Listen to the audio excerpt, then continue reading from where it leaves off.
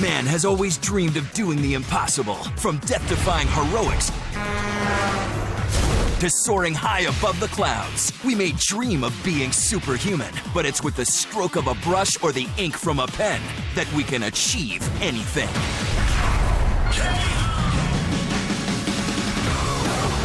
Today, these tales of the fantastic are told in the forms of graphic novels, films, and television.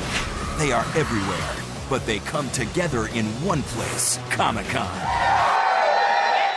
Every year for 4 days, 100,000 people descend on San Diego, transforming it into the launching pad for the next big thing.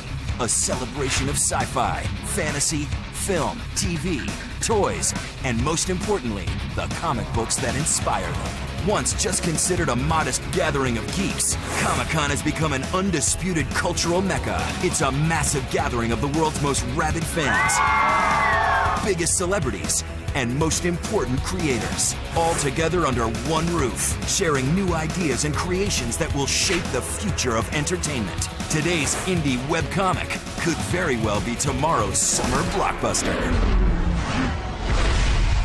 Only one network takes you inside the sold-out convention center walls to get exclusive first looks at the newest movies, hear the most important announcements, and of course, celebrate comic books. We'll keep you ahead of the curve with the first and last word in what is and what will be pop culture.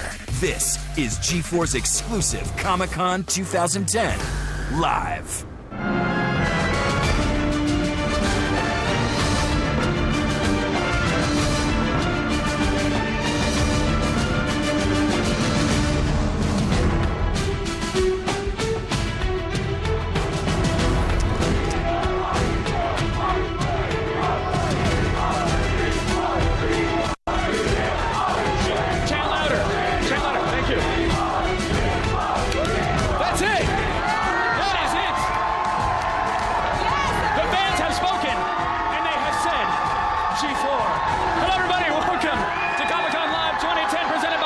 And Pizza Hut. My name is Kevin Pereira. It's good to see you. We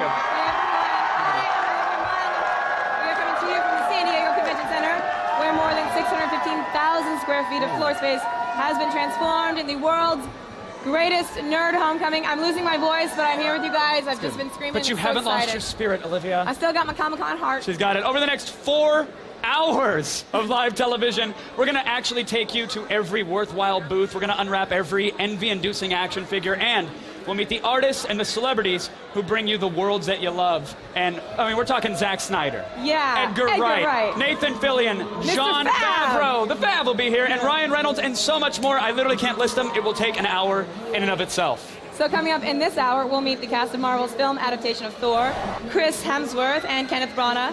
Hopefully they've left Mjolnir at home, because I don't think our insurance policy covers mythic hammer damage, but no. I haven't really checked it lately. We don't even cover accidental spills. Then Batman, Superman, and Wonder Woman all celebrate their 700th issues this year with completely new directions for each hero. We're going to actually head to the booth of the great-great-grandfathers of the comic industry itself, DC Comics, to find out more. And if you've already got desk space cleared out for new action figures and statuettes, worry not, my friends. We'll show you the best of this year's crop of exclusive Comic-Con collectibles. We've also got the world's best team of roving nerd reporters with us on the show floor, taking us into the darkest, dankest corners of the convention center, even the food court. It's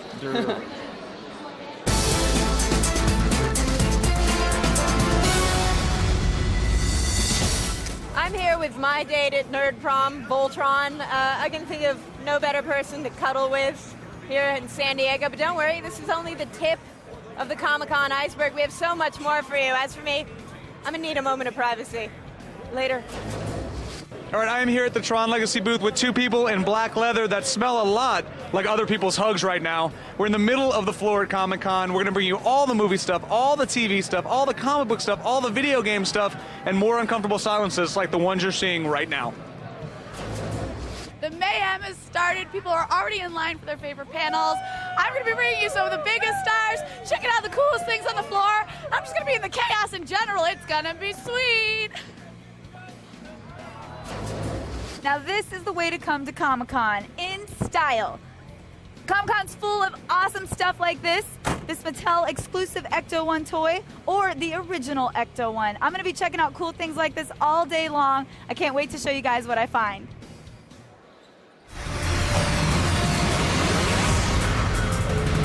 I think we have a pretty big show today. That's pretty epic. Thanks, everybody. Now, the stable of Marvel superheroes is usually a safe and good box office bet, but just because you only know Spider-Man, Iron Man, and the X-Men does not mean that they're out of franchises. That's right. We all know an Avengers movie is in the future, and the next hero to join the super team is the very powerful and very blonde, I might add, Thor.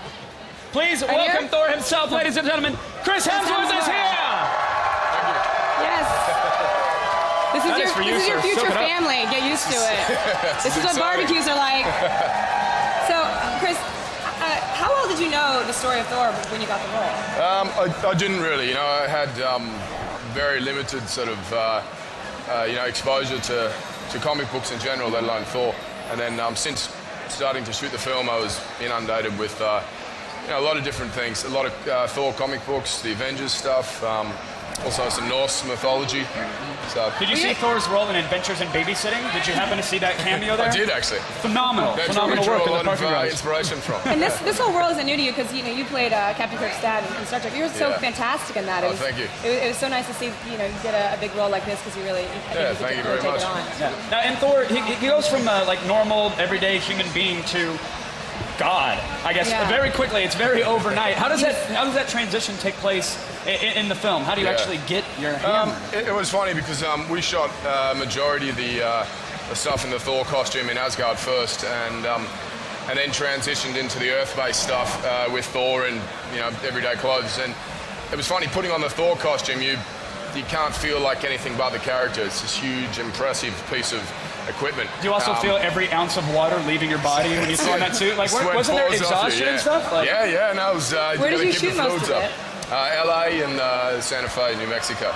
But then, transitioning into the Earth stuff and being back in plain clothes, it was a really, Jarring. it's you sort of feel very vulnerable all of a sudden without all the costume to do the work, You want to I start guess. carrying a sword. Yeah, but it helped, because the character needs to, he's meant to feel the fish out of water, in another realm. So. Well, Thor is known for having a really huge. Thor is jacked. Yeah, that's He is basically- ripped. Did you have to go through a severe workout regime to just get ripped? Yeah, it was, that was any prosthetics, or was that just all you? No, that's my arm, yeah. Wow. There's a lot of, Hi. Easy. Hi, I'm Olivia. No, what is it? Perfect push-up, P90X? What's Thor's secret? Are you Is it doing P90X? South Beach basic diet? kind of, Thor is doing light work. P90X. No. It was, look, a lot of heavy weight work, a lot of food. That was the biggest thing. Eat. Yeah, eating, get the calories in, and keep lifting. And it was funny, since I'd stopped shooting and stopped eating that amount of food, the weight would sort of fall off me. So it was great, though. I had a bunch of great trainers helping me. And Did you get to bring Mjolnir home just so you could do a workout with it in the backyard? I didn't, and I said very early on to one of the guys, because there were a couple of them, I said, can I take one of these home? He said, yeah, we won't tell anyone. And I finished shooting, and my brother said, so where's the hammer? I was like, I forgot to get it. So I didn't end up with one. Now this time. there's some nerd running around Comic-Con That's going, right. you never guess what I They got. bought it for Yeah, 100 exactly. grand. So Was that thing actually, I'm sorry, was it really that heavy, or was it like foam? We had a few different versions, the stunt one, and then the actual, the one that we, the walk and talk one. And yeah, it was. You never used the stunt one, right? No, of course. Of course not. Just the heavy one. So there's such an amazing cast. It's Anthony Hopkins. Yeah. There's Natalie Portman, Kenneth Branagh in directing. Was that just so intimidating to work with them, or did you just kind of put that Look, aside? it was and a combination of excitement and being intimidated at the same time. That they're people that I've looked up to for years and have inspired me, and I've admired their work. And so to be part of not only this big incredible film, but with a big incredible cast was it was a blessing. It was fantastic. Well, Chris, everybody's talking about your role. They're all talking about Thor. Very quickly, how will you handle the fangirls? Will it be take a number, raffle? A raffle? Is that how you do it? I'm just curious. I'm Is that trying to how look you for do tips because fangirls? this is your con. I know you no just idea. arrived, but soak it up because this is your year, sir, and we wish you the best with Thor. Thank you very It was much. a pleasure to meet Cheers. you. Yeah, Thanks for thank coming on you. set. Congratulations. Chris Hemsworth, everybody! Stick around, and when we come back, take it in. It's your people. It's your family now. We'll take another trip on the Rainbow Bridge to Asgard. Oh, double rainbow. The director of Double Thor, rainbow. Kenneth Branagh, will join us on stage right after this. Stick around, everybody. It's Comic-Con 2010.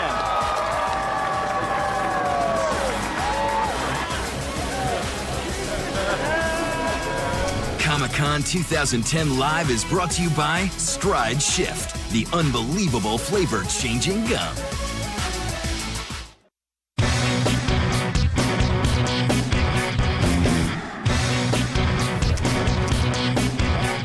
House here. Well, I found a solution. I brought War Machine. War Machine, go! Yeah, no one messes with War Machine. There we go.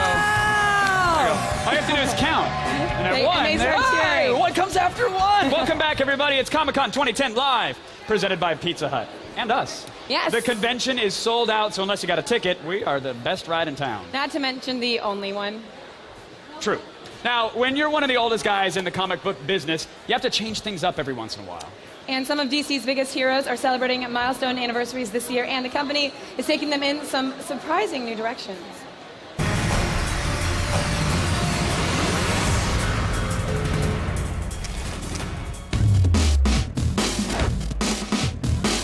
I'm in the insanely crowded DC Comics booth, home of Wonder Woman, Batman, and Superman, all three of whom are going through some major shakeups.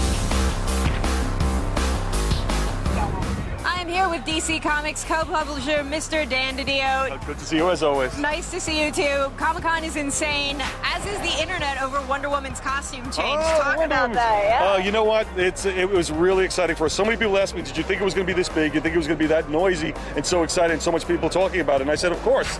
Wonder Woman is such an iconic character. Her look is so iconic, people recognize it. But we've been wanting to do this for a while. And the best part about Joe Straczynski coming on board, he had a real definitive take on the character that needed a costume change. So we found a way to marry his idea to what we wanted to change and look. We got Jim Lee involved to do the design. So just putting it all together, we felt we had something that was really special, and we knew we were going to get a reaction to it. This new storyline is a much darker sort of take on the character, correct? It is. It's a much, we don't want to use the word street level, but it's a much more relatable story. She's lost everything she knows. She's not sure who she is, and she's being hunted down, and she's traveling through the streets of the city trying to basically find her identity. This is a story that has a great level of mystery, and hopefully can bring people on board. This time last year, Batman was dead. He was lost in time, and now he's on his way back, and you have a bunch of changes for the Batman line. Oh, there's a bunch of changes coming down the pike. David Finch is coming on board. Grant Morrison's sticking with it. We got a lot of twists and turns down the pike. And even though Bruce Wayne's returning, we're not saying 100% whether he's going to be Batman again. Gotcha. And it's called Batman Incorporated, is that right? Absolutely correct. As you might tell from the name, we might have more than just one Batman floating around the DCU. Wonder Woman's got a new costume. We have maybe two Batmen, and Superman is walking everywhere. Explain. What we wanted to do is show Superman's humanity.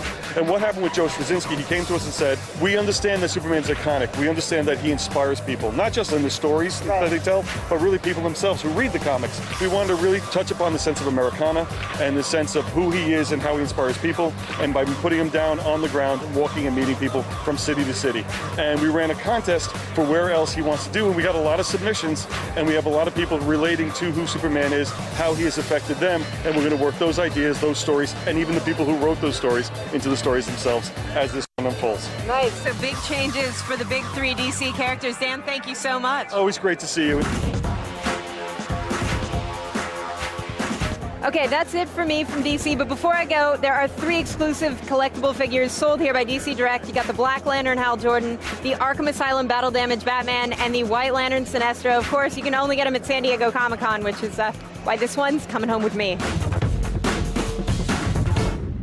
Awesome stuff. All right, everybody. Break out your backpacks and t-shirts, because Comic-Con's just getting started. We'll have the cast of Green Lantern, including Ryan Reynolds, and Peter Sarsgaard very soon. Yes, then, more mythology. We're going to have Kenneth Branagh, the director of Thor. Right after this, stick around, everybody. Comic-Con 2010. Yay!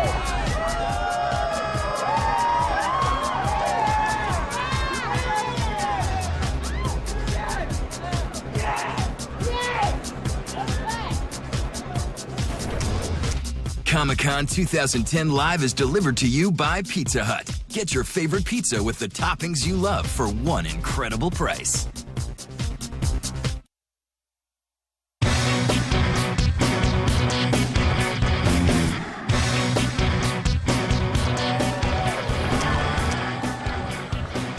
Hey, everybody.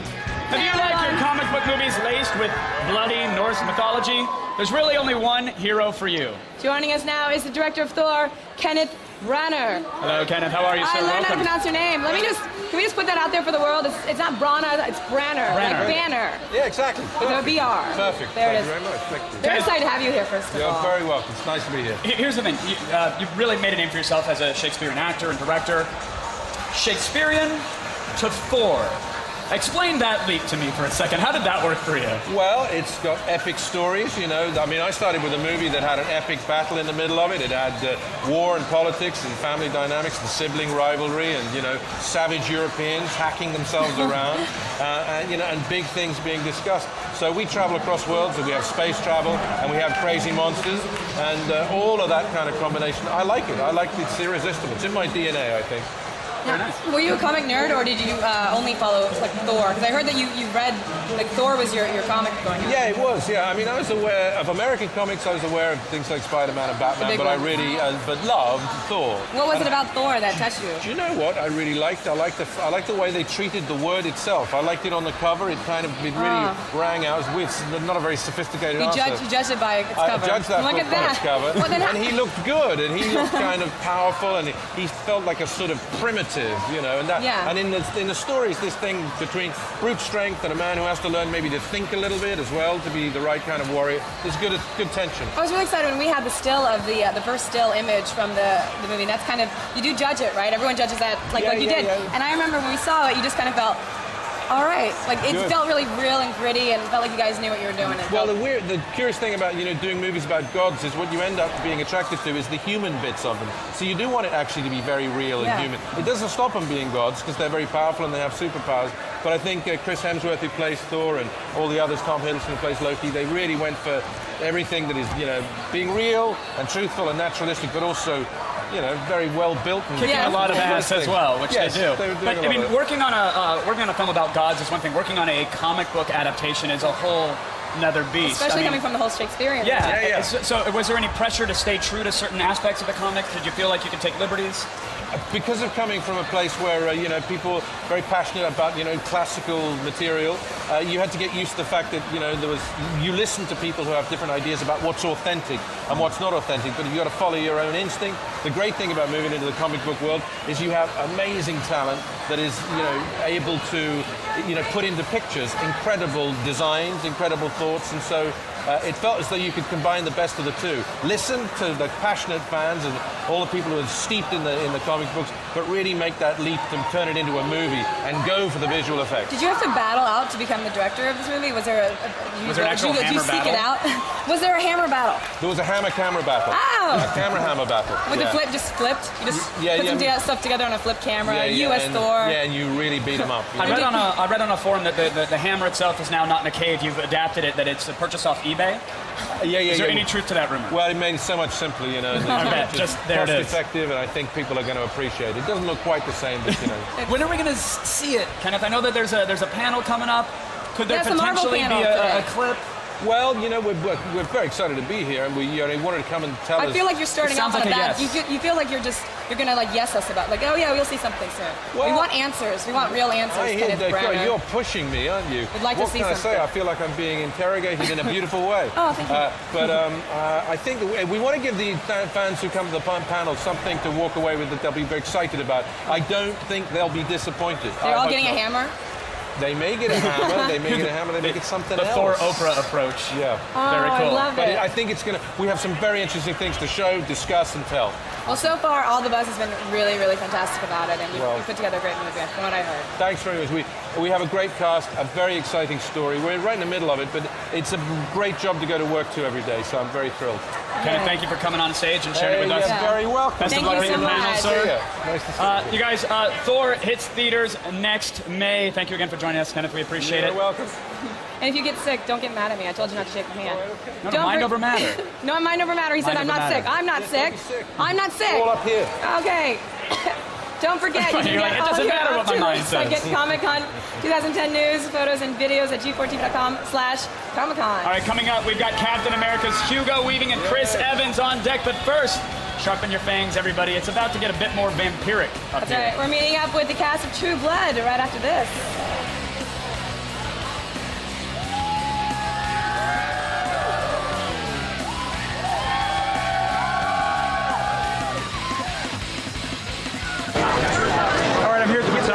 the mind what's working. Apparently when I turn this on, I can actually move this ball with my brainwave.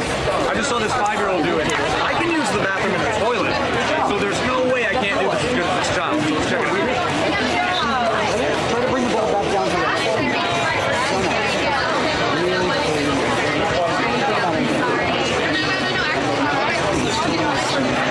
No, okay, you're making me nervous. Just I can't do this with you around. I'm sorry. This is Comic-Con 2010 Live is brought to you by the Butterfinger Defense League, ensuring nobody's gonna lay a finger on your Butterfinger.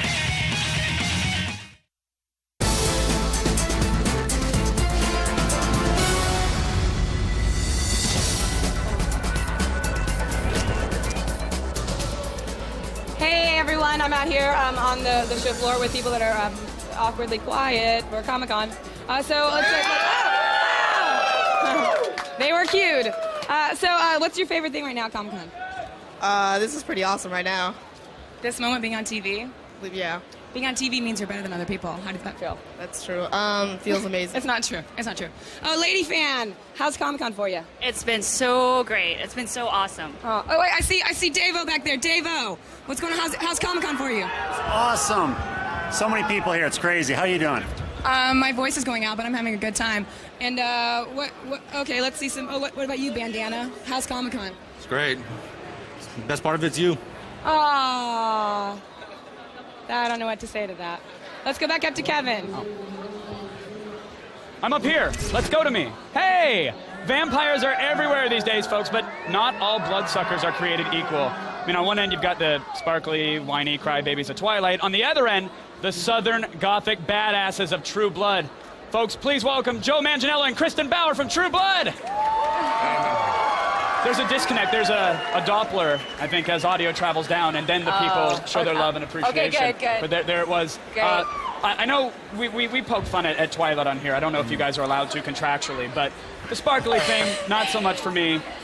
You guys have hardcore vampiric S&M sessions on your show. You had one of the most shocking scenes where there was just a reversal of a head during a... Does that define the show, or is that just a little added spice to the soup? It's just another day at the office for us, really. Our show is a little more adult. I mean, being a werewolf on our show, we don't magically transform and then reappear with shorts on. Right. It's a little different. It's an essence of reality. When you get the script for something like that, though, is it just improv this? If you want to spin a head around, go ahead, or is there a True Blood kind of Kama Sutra guide to how scenes are going to be done like that? There's meetings and conferences and special effects guys and Pilates classes. I mean, it's really, it's an astounding amount of, I heard about that scene being shot. It was a 17-hour day of Steven having sex with the dummy, with Mariana Clemento, with her facing this way. It's with the stuff blood. of True Blood legend, it sounds. It's Our just, writers are sick people. Yeah.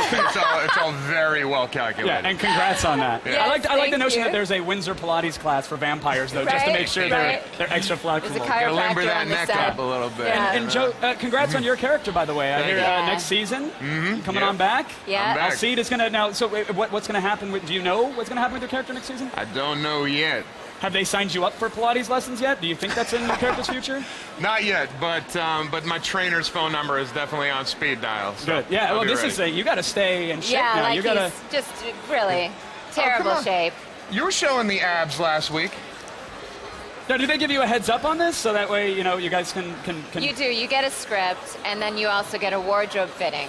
So and that's where you really get incentive. That's where you find out, yeah. Yeah. Now, you guys had your panel, and you were saying it was craziness. You guys felt like rock stars there. Yeah. Any secrets, any juicy tidbits from the True Blood panel? There's going to be some amnesia next season. Because we always wonder how much it's going to be close to the books and how much Alan is going to do his own thing. And so Alan did hint, he said next year someone is going to sort of lose his way, and someone else maybe possibly sees him in a little more favorable light. And do you guys know who that someone is? Or well, in the books, it's Eric. Okay, but it may not be in the series, though. Well, he made a joke that it was somebody else, but they seem to be doing what's in the books plus. Gotcha. Right. And you guys are no strangers to the Comic-Con experience, right? Right. Or, is this, I mean, when you come here, your faces have wrapped the elevators of my hotel rooms. Yeah, that's not normal for me. That's not. I'm from Wisconsin. That doesn't happen when I'm awake. At Comic-Con, it's just another day at the convention, though. Yeah. But are fans generally pleasant? Do they try to stab you? Do they bite you? Yeah. Do they leap out from the shadows? What is the experience like walking the floor for you guys? So sweet. But we've got security people that when we just came in, I heard someone yell, "Make a hole." Right. Clear the line, clear the path. It's like POTUS is coming through. So, but when we've had interaction, it's been lovely, wonderful, sweet. Yeah, I mean, the fans are great. I mean, So, I love we're the fans. so appreciative. I mean, the fans are actually how I wound up finding out about Alcide. Really? So during season 1, a friend of mine shot me over this website blog where fans of the books were going online and blogging who should play the characters when they show up, and they're posting pictures of me as playing Alcide when he showed up. So that's actually how I found out about the That's books, how I awesome. started bugging the casting And how directors. casting realized. That's incredible. So is that like is that 14-year-old kid that posted photos of you? Is he now your agent? Like, does he get a cut? He should be if Or he's out there. you need him. True Blood fan at AOL.com 10%. deserves 10%. Now you guys have shapeshifters, telepaths, werewolves. Obviously, now you're getting panthers. Yeah. Is that right? Well, I don't know. Is that out there? There are rumors. I mean, I cannot confirm or deny, but I wouldn't be surprised. When someone says that typically means they're confirming. Yeah, it means guilty. So werepanthers. One wink for yes, Pretty 2 for no. amazing. Yeah. And then also, there's something in the books. There's witches in the books next year as well. So witches and werepanthers, oh my, it's going to be insane. Oh, yeah. We're also going to find out what Suki is. Yeah. So and that that's opens a confirmed. whole door. Yeah. Will she forget what she is? Is it her character with the amnesia? How's this? No. We'll find out. I think Okay. she finds out and remembers. Good to know. And Joe, real quick, I know it's been one of your dreams to play Superman. Well, I'm from Pittsburgh, so the City of Steel to play the Man of Steel. And once again, there are people online that are blogging. They started this blog about me playing Superman, so, Is it you late at night at 3 a.m. hitting the Superman message boards? Like, once again, this guy, I don't know, but he says really nice things about me. Whoever it is deserves 10%. Can we start a petition for you? Would that? What can we do to help you? I want to see that happen. Save Joe. No, make Joe. We have to make you Let's do it. Superman. Well, you guys, obviously, this is your home. You're surrounded by fans that love you, and I'm surrounded in elevators with your faces on them. So congrats again. Thank we're you. huge fans of Thanks a you. lot, Thank you man. guys for Thank coming you. on the show. Thank you. We appreciate it. Thanks to Kristen and Joe for joining us. I love walking the floor at Comic-Con. You never know what you're going to find. You got shirts, you got toys, and you never know who you're going to run into. Like Danielle Harris from God Killer. Oh my gosh, Danielle, how are you? I'm great. How are you? So nice to see you. So how's Comic-Con been for you? It's been so amazing. It makes me kind of want to... Oh my gosh, I couldn't have said it better myself. That was awesome. Thank you, Danielle. Wow, let's see what else we can find. Sweet.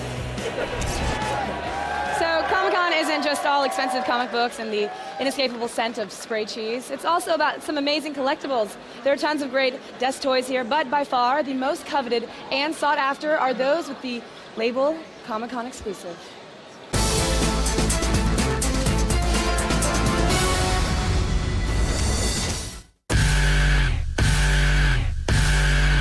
Comic-Con is the only place where grown men can play with toys and only be judged by the quality of said toy. Let's take a look at some collectibles that won't get you laughed at work. Probably. This is our Clone Lieutenant. This is an exclusive to Comic-Con this year. All the armor, it's all separate pieces. The fabric suit itself is tailored for the body, so you still have the articulation, and you can pose them and display them on a stand however you want to. It comes with the blaster, and then he's got another set of hands that are like fist hands. Excuse me, I gotta change my hands. My blaster's not gonna do. I need my fists. You never know. How much is this guy gonna cost you? This one here is $119.99.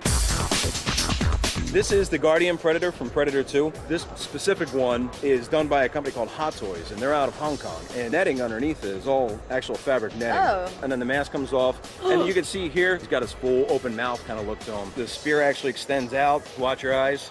Yeah, exactly. Plus he has rubber dreads. Yeah. These things are awesome. This guy is $185. Right when the Secret Invasion thing happened, when we found out that Spider-Woman was indeed the Queen of the Skrulls, we created this specifically for Comic-Con. This one is $199.99. She's the priciest out of all of them. Well, you guys do boobs very well. Well, thank you.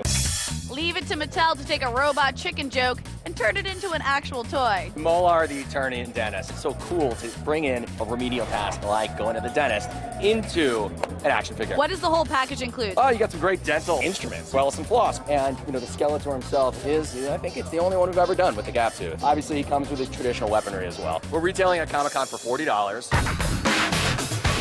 Finally, the con's most sought-after collectible. It's Starro the Conqueror. It's the first time we've ever actually created a comic book cover in a package like this. It's actually issue number 28 of The Brave and the Bold. You get Flash, Wonder Woman, Green Lantern up top, Aquaman, there's Martian Manhunter, and Starro. The package actually comes to life. Brave and the Bold, number 28. The alien creature, Starro the Conqueror, attempts to invade Earth. $50, get it at Comic-Con. Well, there you have it. Collectibles are obviously one of the biggest reasons to come to Comic-Con. They might break your bank, but at least they make you feel like a kid again. Okay, everybody, coming up, Scott Pilgrim's Jason Schwartzman and Edgar Wright will join us on stage, but first, it's time for some action movies. Yes, get a dose of adrenaline from the Expendables, and don't be afraid of the dark. Right after this, Comic-Con! Why that shot?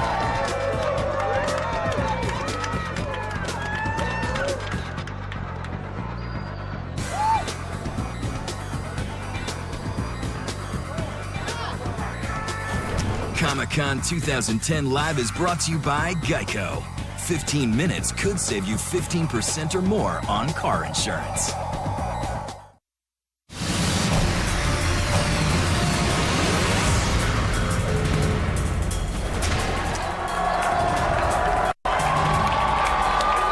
Hi, everyone. So Comic-Con may appear very young, but I have to say, it's actually middle-aged. Oh, yes, yeah. The convention celebrates its 40th birthday this year. So here's our This Is Your Life segment.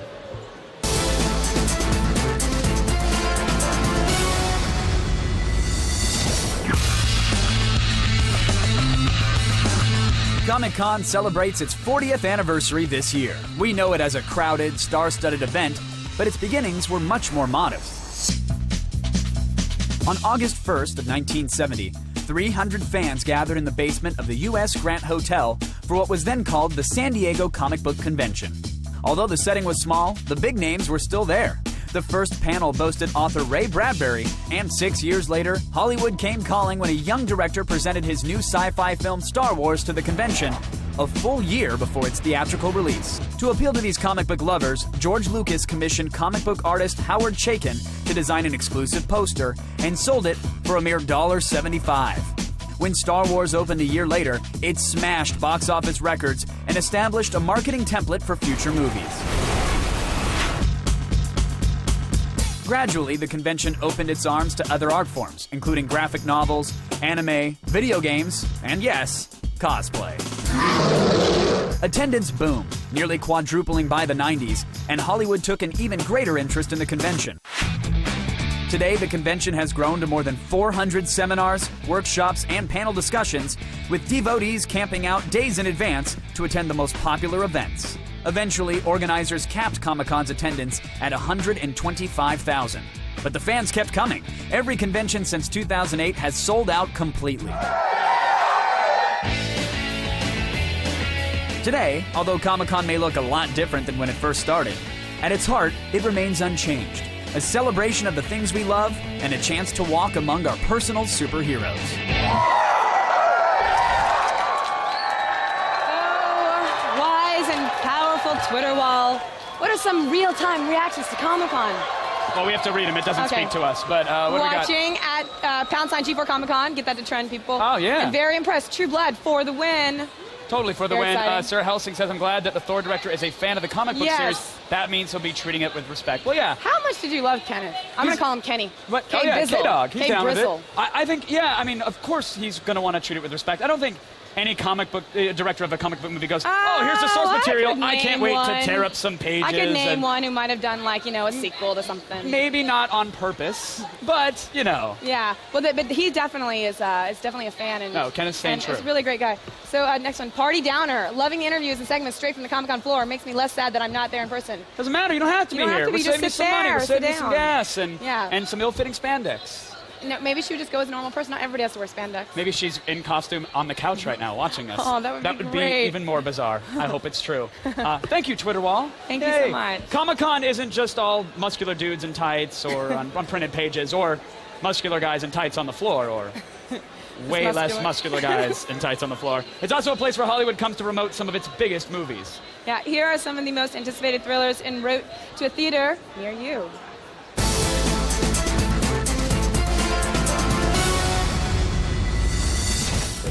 Okay, now that I've just seen what happened in After Dark, I don't want to see what happened before dark. But don't be afraid of the dark, on the other hand, with Guillermo del Toro. Now that's something I want to talk about. Don't Be Afraid of the Dark is trying to honor the classic elements of a horror tale.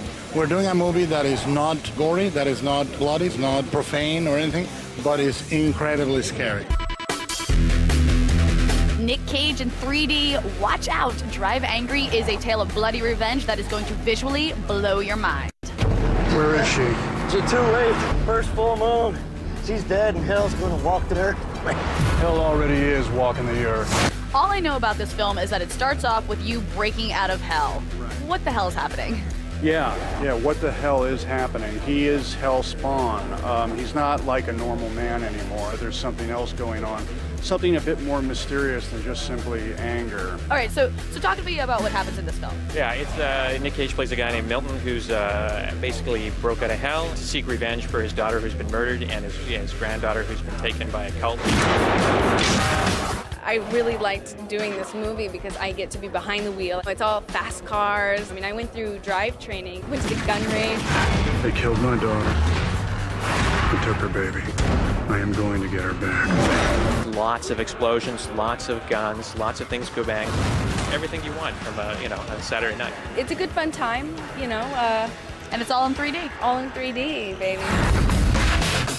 What? You want a little more grit with your action movie? All right, let me run a couple names by you. Sylvester Stallone, Steve Austin, Randy Couture, Terry Crews. Yeah, you know what I'm talking about. The Expendables. So tell me about that time that you broke Sylvester Stallone's neck on this movie. The biggest thing I learned from Sly was intensity.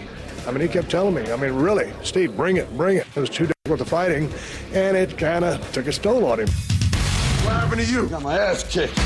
I think I speak for everybody when I say I want my balls back because they exploded when I watched this movie. Good compliment, man. Exploding gonads is exactly what we were going for. What's it like to bring it here to Comic-Con? I mean, these are the most rabid fans on the planet. Now, this is an action movie that you're kind of bringing here to these guys. You're throwing yourselves to the wolves here. I don't know if this kind of film has been around for a while, since like the mid-'80s, so I'm interested to see how the reaction will be. Because it's not as technical as, your normal so-called action film.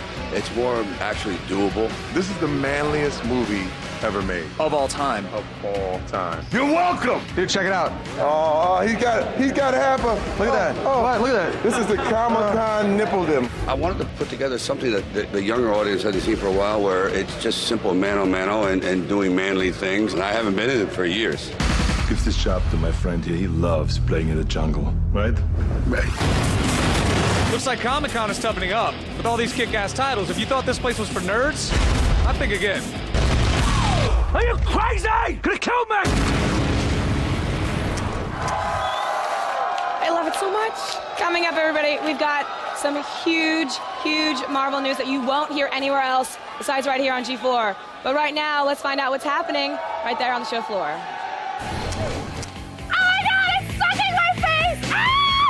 Just kidding. But it's cool because you can find all over the floor of Comic-Con. But you know what? Clicking all this stuff can be really exhausting. I think I need a nice, long nap.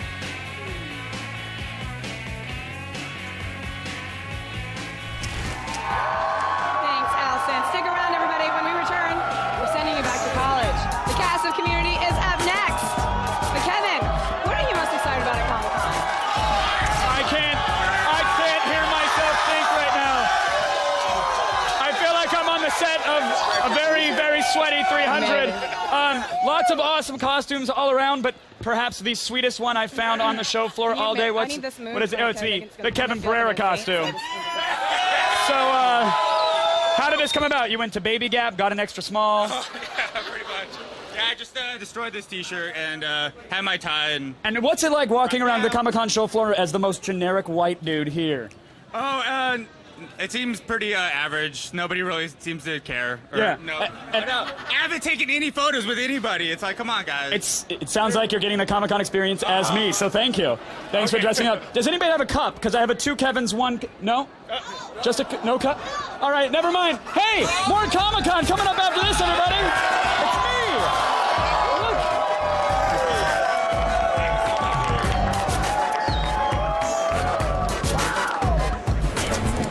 Comic-Con 2010 Live is brought to you by Axe Music. Unlock the experience at theaxeeffect.com.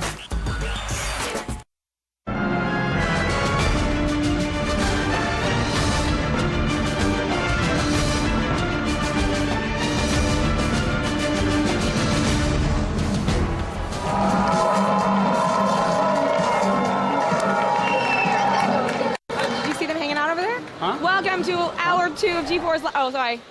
Cough drop. My bad. Throw it out to the crowd. That's a collectible. That's one of one. My cough drop. Oh. There it goes. Allison, don't take my cough drop. Shh, I'm doing a live show. What is going on Community. here? Shush. Hey, it's Comic-Con, by the way, Welcome to hour folks. 2 of G4's Live coverage. No, not yet. Surprise. Spoilers. Well, at Ready? least Joel And put his 3, pants 2. on. Hey, everyone. welcome back. to hour 2 of G4's Live coverage of Comic-Con 2010. Everything you'll be watching or reading over the next year is on display right here, right now. It's kind of like living in the future. Yes. Except with less lasers and more guys dressed like Sailor Moon, which could be the future. It wasn't We don't know predicted yet. that way in Demolition Man, but it could happen. Now, before we continue, we'd like to take a minute just to thank our friends over at Ubisoft for turning down their music for us. Their booth was a thumping. But look at their dancing to no music. How sad is that? It's That's actually, just as sad. It's still 10 kinds of awesome. It's just fun, but look, They're still having a good I time. want them to have more fun. Folks, coming up in this hour, we're going to sit that. down with the cast and the director of one of the most anticipated comic book movies in years. It's Scott Pilgrim versus the World. Yes. Everybody's very excited for that. But then we'll meet up with the only customer service rep to get promoted to the position of super spy when the cast of Chuck stops by our very stage. And it's called Comic-Con, people, so we're not leaving the comics out at all. We'll scour the Image and Top Cow booths to find out what's up next from the companies that brought us Walking Dead and Chew. All right, one of the best parts about San Diego Comic-Con is your ability to buy original artwork. I'm here in the Alex Ross booth. This is one of the biggest artists in the industry, and check this out. You can buy the original sketch. That's going to be $1,500, or you can buy the finished final version, which is $15,000. But it's great. You can see his original pencil work. You can see his painted process. And best of all, new to San Diego Comic-Con only this year, $25,000 for this awesome Joker picture. The good news, they take credit cards. The bad news, my credit limit is not that high. Can I get it one more cue, Joel? One more cue, please. People from Community need to just sit Our in your next spots. guests are some of our Stop it, favorite Allison, people on stop it. television. Go. And it's not because we I'm out all of work in the control. same building. Please welcome Joel McHale, Allison Brie, and Jillian Jacobs from Community. Yes. And there's a nerd riot. Nerd riot. Congratulations, Community has been such a huge success. How are the fans treating you guys out here? It's awesome. I Yeah. think it's pretty awesome. They've Yes. been swarming, but then very polite. Like they rush up and then they're kind of like, they get, hey. yeah. Well, Joel, you raised your arm and summoned applause. Could you get them to like flip Let's a see if I car do it and set it again. on fire? and- Master Chief. No. Yeah, See, come there on. you go. No, Nothing. tap it. They don't recognize you with the arm. It's weird. But when ladies do it, it's Okay, much. ready? yeah, Turn it's around. much- And you 3, guys 2, ladies do it. Gillian. Good. I don't get what the I missing was too. ingredient is. I just don't get it. Yeah. We did have one crier. Just We one. did. Oh, we did. why? Why was he crying? She was overwhelmed. I think it was Donald. I think when Donald she made she cry? met Donald. I thought you meant Donald was crying. I was Yeah, like, Donald. it's just the Donald convention's lost it. overwhelming for him. Chevy then lost it. Chevy. Out of a number of orifices. Poor guy. Well, you know what?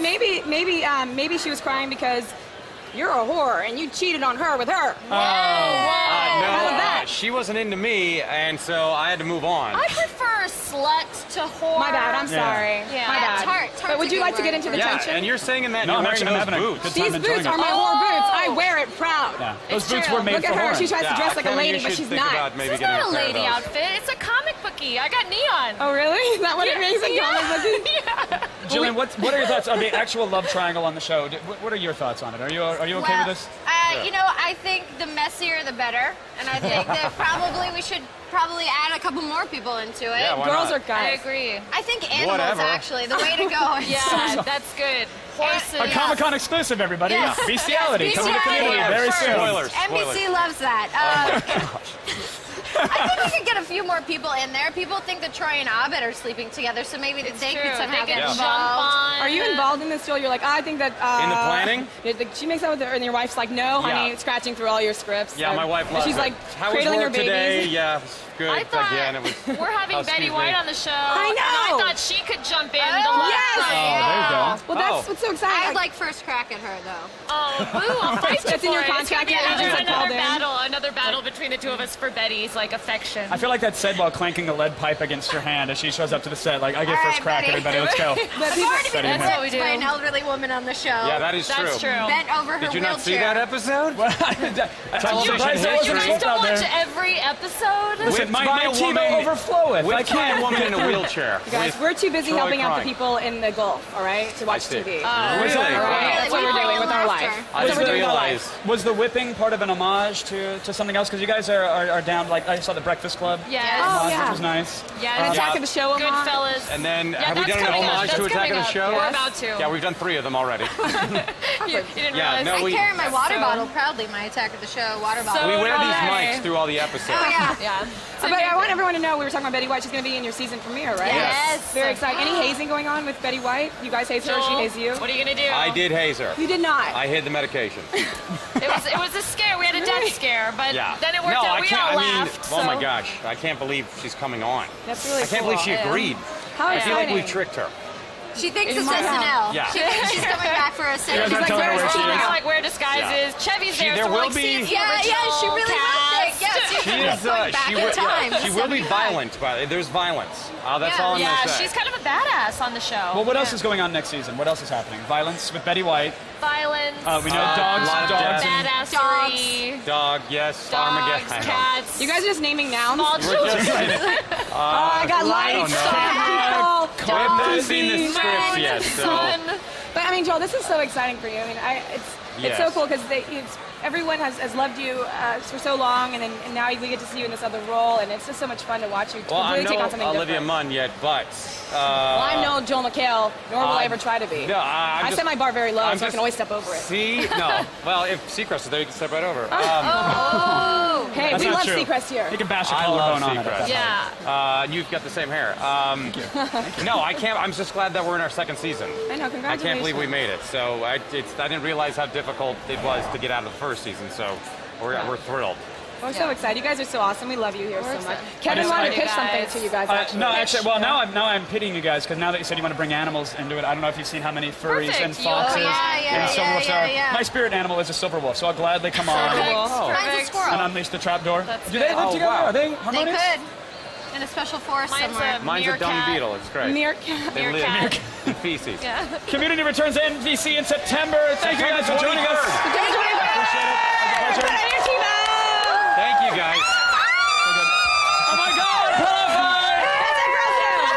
Television. That's what you're watching right now. Unless you're on some sort of future device we don't know about. That's Future what it is. device. Joel, Thanks, we Joel. love Thank you. it. Thank you. It's also what you'll use to watch some of the new sorry. programs announced at Comic-Con. Like think the he would've DIY learned when walking that way. Superhero show, The Cape. There's a the highly smudge on the anticipated prompter right here. TV. Sorry.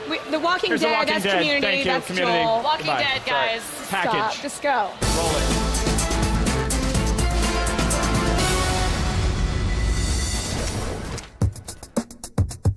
Now that Battlestar and Lost are gone, the TV networks are hard at work to fill that empty void in our hearts. Here's a look at some upcoming TV series that are hoping to win us over. When do we start? Let's face it, when it comes to superheroes, it's all about the threads. And NBC's hoping to cash in with a new look in The Cape, which has actually nothing to do with this guy. I want to know the Cape's superpowers. What can you do that I can't? But there's no superpowers in this. It's grounded in reality. He's trained by, circus performers, and so he's swift with his hands and the art of illusion. So the cape itself is only as good as its user. So this is like the best pairing since Master Blaster. Your scales, huh? and the yellow brick road is that way. We're bad guys, but we're kind of like the petty bad guys. How hard is it really, though, to take down a man in a cape who has 0 superpowers? Well, you've got the illusions, hasn't it? Quickness of the hand deceives the eye. It's magical, it's, you know, and it's your imagination as well. You know, he learns this from the best. Back up. I'm the Juggernaut, bitch. The wildly popular Walking Dead comic is coming to television. AMC's zombie adaptation promises to be as gut-wrenching as the book. Okay, so talk to me about Walking Dead for those that haven't read the books. What Robert Kirkman created in his books is a very character-driven zombie series. Well, it's about a group of people, including myself, who plays Rick Grimes. I'm a sheriff's deputy. Get shot, wake up in a zombie apocalypse. Well, I just want to do honor to Kirkman's material, and yet I want our series to have its own identity as well. There's a blueprint that came out with the comic, but there's going to be surprises. There are people that I would have thought would have been dead by now. There are people that I thought should still be alive if they were going by the comic. There's kind of really no telling. The zombies are a huge part of it, but it's really about the people. There are no rules. I mean, that's the question that we all are kind of faced with day in and day out. So is this super gory? Yeah. Zombies, superheroes, somebody out there is definitely listening to the fans at Comic-Con. Now, somebody better listen to me and get me out of here. How much do you love those guys? So good. You and Allison Brie. One time, Joel McHale looked at me in a hallway, and then when I actually locked eye contact, face-palmed me right into the wall. Greatest day of my life. It's a monster. Coming up next, everybody, we're going to take you through some of the best comic books on their way to the silver screen, including The Green Hornet and Priest. Oh, you guys, I love Comic-Con. I love it so much. The con Let's come loves back. you. Come back for more right after this. I love it. The con I loves love you. it. I love you. I love you.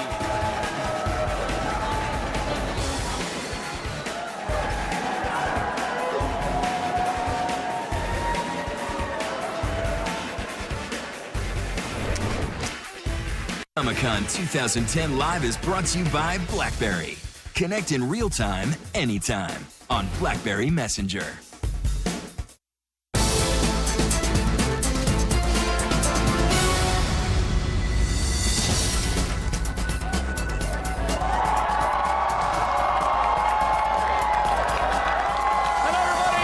You're watching Comic-Con 2010 Live, presented by Stride Shift.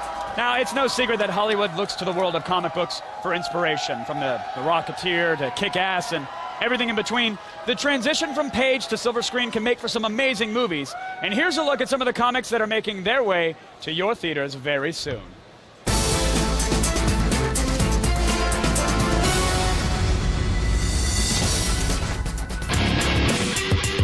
All right, here at Comic-Con, there is no bigger draw than a bunch of kick-ass actors in comic book adaptations. We don't like to wait in line. We're bringing you inside these press rooms right here. First up is Red. They retire us. You can't just flip a switch and become someone else. What are we supposed to do? I do take the odd contract on the side. Everybody got involved with it because they like the story and they like what the script became. We're getting the band back together. You're always longing for something that will be very different from what you've just done. Blow it out of the water, if you like, which this one does. My character, just a knucklehead ex-CIA guy that used to assassinate people for a living, has fallen in love. Hi, this is Sarah. It's Frank Moses. We ended up trying to weave action and romance and comedy all in the same 90 minutes. From the Far East comes Priest, a post-apocalyptic Western, minus the cowboys and Indians, plus vampires in 3D. What are you thinking about in that poster? I was probably thinking, get me a drink and get me out of here. What exactly is going on in Priest? A man's niece is kidnapped and he goes chasing the kidnappers. But in this, he's a warrior priest and they are renegade vampires. At its heart, that's the motor, is will he save her? If vampires did indeed exist and they rose up against us, could you protect me? I'd definitely protect you. I've grown quite fond of you. And You want to? Yeah, a little bit.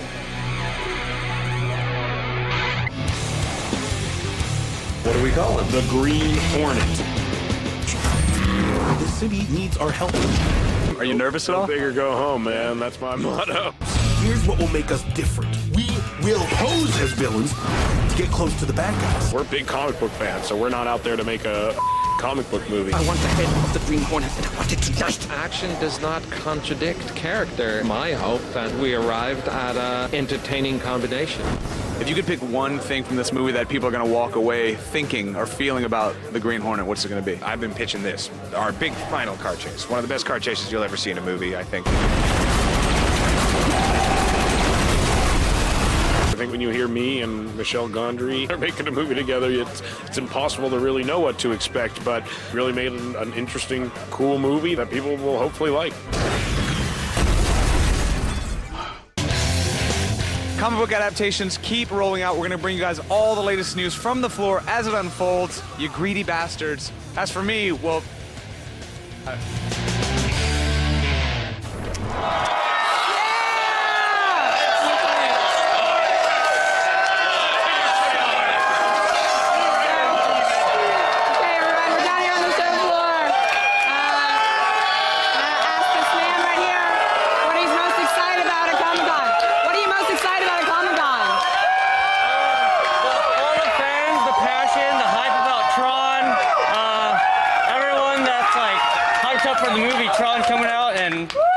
Loving Daft Punk. It's great. He loves Comic-Con, is what he said, basically. So what about you? What are you excited about seeing at Comic-Con? Spartacus, Blood and Sand. Okay, so did you get any fun collectibles or anything like that? Spartacus, Blood and Sand. September 21st on Blu-ray and DVD. Did you guys get any fun fried foods or anything like that? Spartacus, Blood and Sand. Kevin?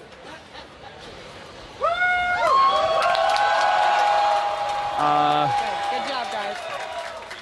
I didn't know Spartacus was Australian. Wise and wonderful Twitter wall. What are the folks at home saying about Comic-Con? We heard from them here. We say, I want to see more about Tron and if Daft Punk showed up. Well, you just saw some of the best cosplaying ever in those Daft Punk costumes downstairs. I think those helmets were like 10 G's, lighting up and looking awesome. I did hear a little rumor, a little birdie, not a Twitter bird, but one landed on my shoulder and said that there is a chance Daft Punk is performing somewhere around the convention tonight. Of course, we'll let you know if that's happening, and then we'll all cry together because none of us will be able to get in. We have I'm at work and can't watch G4's live coverage of Comic-Con sobs. Aw, I'm sorry, Jason Carter, but you work to have fun, and the most fun you could possibly have is watching Comic-Con on G4, so you're doing it wrong. Figure it out. And finally, Craig Alleg, he's a Twitter wall regular. He says, what is the best cosplay you've seen? Well, we just saw the Daft Punk guys downstairs. They were great. I'd say Spartacus, Blood on the Sand, just because it's in my head, ringing around. But really, the guy walking around is me. I mean, come on. There's somebody who is not going to get laid at the convention. Congrats on your amazing costume. Stick around, everybody. Hawaii Five-O's Daniel Day Kim will be here right after this. And he's got tales for you.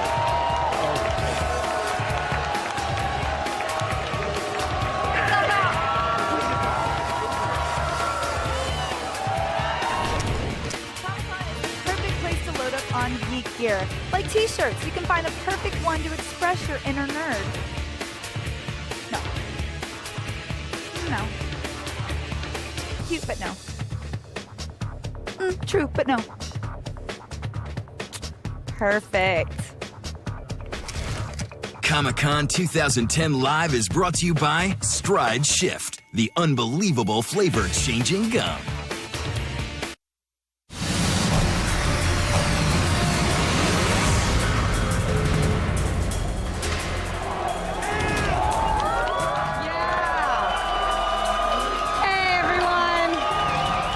Exciting to be here. Our next guest must love islands. He just spent years trapped on one and lost, and now he's headed back to fight crime in a reboot of the classic Hawaii Five-O. Joining us now is another Asian, Daniel Day Kim. Asian, hi.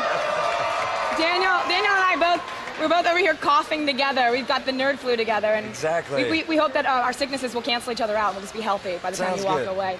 So I am so glad that you stuck around an extra day to come to our show, because I heard when you came to Attack of the Show on our set, you were asking about me and I wasn't there. Yeah, no, it was good. I was bummed to miss you. You know, like anytime there's another Asian American doing cool stuff, yeah, you know, I want to know and meet them, and you're doing great stuff. So I wanted to say hey. Well, I'm glad you're here now, and I'm so excited because like Hawaii Five-0, I'd read the script, and it was such a great script, and when I heard they put you on it, it's a great casting on their part, and it was interesting because like Hawaii Five-0 is, you know, a show from back in the day, so how is your show going to reinvent, you know, a show that, you know, was on for 12 years and people loved already?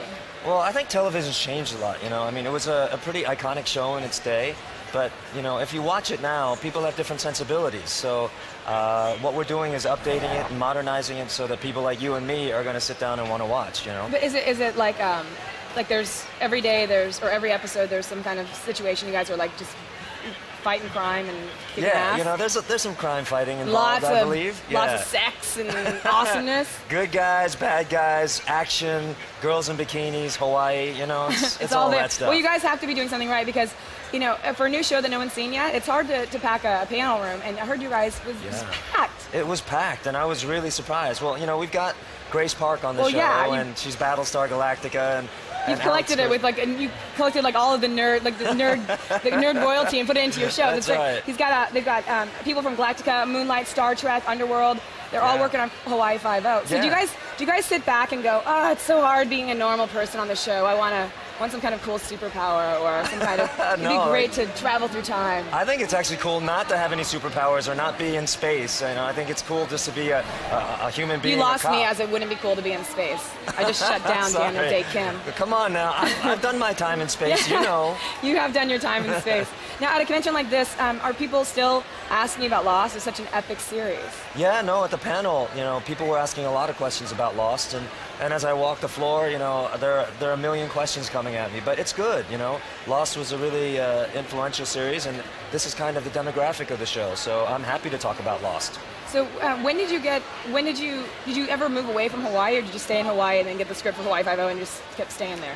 You know, I got the script for 5-0 while I was still there, and I shot the pilot as I was shooting the Jin and Sun death scene, so we were shooting both of those things simultaneously, so I never left. So then now you're here at Comic-Con, and you're here for Hawaii Five-0. Is there anything that you want to see in particular, or you just kind of get ushered around like everyone else? You know, yesterday it was really cool. I'm kind of geeky, so I wanted to walk around on the floor, but I didn't want to do the whole security thing, so... Did you put on a mask? I popped on a mask. Yeah, which one did you wear? I wore V for Vendetta. Yeah!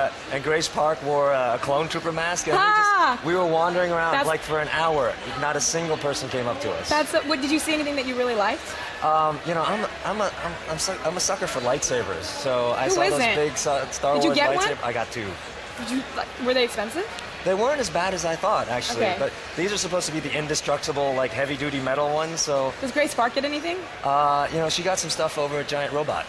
Nice. Yeah. I love the idea of you and Grace Park just walking around in your mask around Comic-Con. No one knows. No one knows at all. Well, congratulations on the show, Hawaii Five-0. Everyone's so excited about it.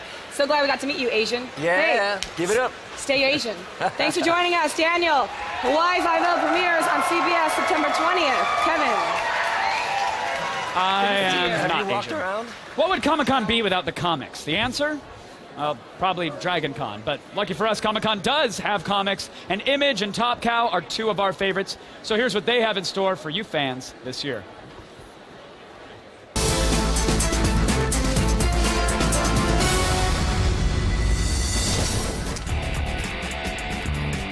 I feel like a fish trying to swim upstream. Basically, I'm looking for the Image Top Cow booth where we have a bunch of breaking news for you. It's behind me, isn't it? Yeah. For almost 18 years, Image has been putting out creator-owned comics like Spawn, The Savage Dragon, and The Walking Dead. And this year, they're announcing some new titles in their lineup. You have some big stuff on the agenda, including 2 new books from Mark Guggenheim. This is the guy who's actually co-writing the Green Lantern movie. Indeed, we've got 2 books. The first is called Utopian. The story behind that is what happens when the superheroes have finally beat all the bad guys. And the second book, it's going to be called The Mission, and this guy Paul gets visited by an old guy who says he's the Archangel Gabriel and asks him to murder a guy. Oh. And so he's trying to come to terms with that. And you also have a title that's kind of an import, right? Yes, it's a new title. It's coming out in December. It's called Daomu. Okay. It's a comic book from China. It's about a group of tomb raiders who go into tombs and take things out of tombs to sell. So we're going to be translating the first English translation of the book. Image's partner studio, Top Cow, is famous for titles like Witchblade, The Darkness, and Wanted, but this year they're adding a few new faces to their lineup. Tell me, you guys have 2 big announcements this year. Yeah, so we're announcing pilot season 2010. We've kind of taken the idea of TV pilot season and mashed it up with an American Idol style competition. Okay. So 6 different books come out, single issue of each one. People go online and they can vote, and then the winner gets a full series. So we've got Crosshair, which is co-created by Mark Silvestri and Jeff Katz. We've got Forever, the Asset, which is written by me, 39 Minutes, Midway Earth, and then 7 Days from Hell, which is created by Rob Levin and Brian Edward Hill. A fan favorite is coming back. Yes, The Pit is back. Okay. So we're really, really excited to announce that Dale Keown has basically given us the rights to publish new Pit comics as well as collect old Pit comics. And we haven't announced it yet, but we've really got kind of a creative way to bring Pit back into the Image and Top Cow universe. And he is going to be a Top Cow universe character, so he's going to interact with Witchblade, Darkness, the whole kit and caboodle. All right, we have new comics, import comics, out-of-print comics. We even have a Walking Dead t-shirt. Bottom line, I have a lot of reading to do, and I'm about to be very poor. I think I have found the coolest booth at Comic-Con. I have never seen something so disturbing, yet so absolutely adorable. It's I Heart Guts, and it's all cute, little, fleshy, adorable innards. I just picked up a uterus. It's so cute. It goes somewhere around here, I think. And my personal favorite, the testicle. Love you, Comic-Con. Out of all the plushies, the uterus and the testicle. Allison Hayes, everybody. And hopefully you guys like what you've been watching so far. If not, screw you. We don't care. It's our show. No, but if so, if you do like if you do like it, you should probably be watching Attack of the Show weeknights at 7. Why? Well, it's TV's only source for all the stuff you care about. Especially if you care about viral videos, gadget reviews, exclusive comic book news, or talking sex offended mannequins that we actually blow up later. Sex offender mannequins? Mm-hmm. Yeah, especially the last one. For more info, go to g4tv.com/AOTS or just don't change the channel ever. Ever. We've still got 3 whole hours of Comic-Con left. Can you believe it? 3 whole hours. Really? 3 hours of Comic-Con layoff! Yay! After the break, we'll reunite with some of the only Geek Squad members who are actually supposed to be looking through your personal files. Zachary Levi and Joshua Gomez of Chuck, a little show you know something about. Yeah. We'll be here right after this. Stick around, everybody! What?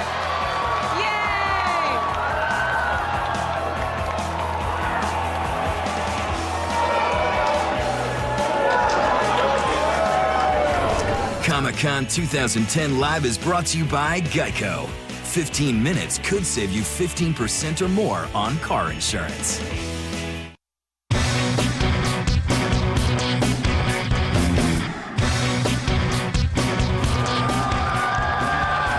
back to Comic-Con 2010 Live, presented by Pizza Hut. Right now, let's travel to a world where big box electronics store tech support guys can become world-class secret agents and apparently doo-wop dancers. They're not being... What was this? How often do you clowns? Work that out. Zachary Levi and Joshua Gomez, everybody from Chuck. You guys, I know you're moderately happy to be here, but I know your heart is at this Just Dance 2 stage. Yeah, by the way, it's not just Dance. It's like Tron Just Dancing. Look at the thing that's up right there. It's very weird and neon thighs. It's amazing. But we'll let you get back to the dancing as soon as possible. Good. But first, we have to grill you about all things Chuck. Absolutely. Yeah. Well, I'm excited you guys are here because apparently we're working together now. Hell yeah! So That's right, Greta. I don't know the dance, but I'm still excited. I'm really excited. It came out, but actually before EW put it out before my mom even knew. So then I get a call from my mom. Okay. Awesome. My mom's following me on following Twitter. Following Osceola Files on Twitter. Who's this Chuck creep I hear about? What are you doing on Chuck? What are you doing? I got the character breakdown. He's an old Italian man, by the way. I don't know how to... Hey, what are you doing to Chuck? So your mom, so what? So then I got they said, here's this role, would you like to do it? And then I said, yes, but I don't really know much about it. Do you guys know anything about what I'm doing? I know we should on Monday. I want to ask you. You're assuming that they tell us anything. I think that's the first mistake. Does she play your mom? No, she cannot. And thank God not your for that. mom? No, you're not. Because we see season finale. It's like Back to the Future kind of thing. Linda Hamilton is playing my mom. Is she? And if you guys, I would love to see you guys fight it out. Yes. If you want to be my mom, you and Linda Hamilton, a little fisticuffs. You got to do some pull-ups. You got to get that little Linda Hamilton, You Terminator. You're fine. Pump on. Yeah, I don't want to go up against Linda Hamilton. No. I would I'm just glad highly you not said recommend cuffs at the end of that motion. Just the Thank you. cuffs. No, I get it. I appreciate it. All right. Totally It's different episode. old-timey. Totally different episode. You guys, after what was it, season 2, there was some concern. Maybe Chuck was going to go into a very bad place, and then the fans rallied. Yeah. They formed alliances. This is awkward for you guys to talk about. You guys they got shut down riot a little cannons bit. and shields. No, I know it was a dark time, but the fans saw you through to the light, and that's what's important. Are you seeing that here, like that overwhelming support of fandom? Man. We love these guys. We love you guys. I love you. They rallied, they fought, they were vocal, they bought sandwiches, they bought tons of sandwiches, and it resonated with Subway, and it resonated with the network in the studio, and we got another shot, and now, and they didn't have to buy so many sandwiches this year. We came back, and it wasn't so close, but it was still close. I mean, we're plugging along, we're doing what we can. Now there's no stopping you. No stopping. Except for cancellation. No. After my episodes. Right, after your episode. After I do my thing. No, they would never cancel After you. Linda and I duke it out. Right, fisticuffs. Bringing it back. Speaking of being badasses, at this point in the series, both of your characters have decided to become real-life spies. So does that mean more stunt work, more looking like you know what you're doing? More action? I hope, yeah. That's my favorite part of the show, and I finally, last season, got to be a part of that more, and now Joshy in the action. You're signing up for the action, buddy. Signing up for the action. Did you get to pick your stunt double, or are you doing them all yourself? It's apparently Cheech Marin. I don't know. Yeah. I'm very fortunate because it's going to work out great, I think. Well, I'm excited about that. Yeah, what's the craziest stunt you guys have had to do on Chuck? As far as stunts are concerned, I don't know, dangling off of like 7-story buildings, and Oh, look how he's trying to just like throw it out. Yeah. Like, oh, whatever, I put my life on the line, but it's no big deal. Whatever, I got that. We have an incredible stunt coordinator and stunt crew, and I trust them with my life. So I shrug it off because I don't feel like I'm ever in danger. You got like 7,000 wires holding everything together. You're good. Yeah. You're good. And also, you're just a man. That's why you shrug it off. You turned into Olivia's Italian mother there when you were describing her. Look, have I taken a fall? Maybe. Maybe I have. Chef guy. Is he employed? Everyone's like, what happened to Chuck this year? Like, got this accent. Zach, apparently I have all the downer questions today. We found out your father, Scott Bakula, rogue spy. Fortunately, he was taken out. But how does the rogue spy element play into this next season? Are you going to be taking care of old debts and old vendettas? Yeah, I mean, kind of, yeah. I'm continuing the journey to find my mom. At the end of last season, we find out he was trying to find my mom, who disappeared a long time ago. And so I've kind of picked up the torch on that mission, and I've employed my best friend to help me in that crusade. And so it's going to be a whole season of us, putting clues together and trying to find where Mama Bartowski is, And Joshua, have you slipped the writers a 20 or a crisp 100 to get the makeout scene with Olivia when she comes on? Is that? Wait till you get the new pages. You haven't seen your new slides yet. Is it legal if it's in crayon? That's weird. Oh, these are okay. No, yeah. Wait, Josh, there's no cameras. No, that's all right. That's all right. They should Chuck on a flip. Look, I made some artful sketches of what the scene should look like. I storyboarded it out for us. I love it. Well, we're so glad you guys are back for yet another season. Thanks for gracing our stage. So excited to hang out with you guys. I know. Part of the NBC family. It's very nice. The 4th season of Chuck starts this fall. Do you want to say something? I just want to say it starts this fall on NBC, and I want to thank Zach and Joshua for joining us. Thank you guys. Hey, go back and dance. Go back and keep dancing right over here. Dance right over here. Go dance it off. To your folks. Your folks are there. There it is. Thanks, keep guys. dancing it. It's pandemonium on the stage. Well, the writers, here, do you want to? Okay, no, he's going to dance. Well, the writers and artists and the creators take center stage at Comic-Con wearing a costume. It's a good way for fans to grab a bit of the limelight for themselves. And here are some of the best from this year. They're hyping the crowd. I love it.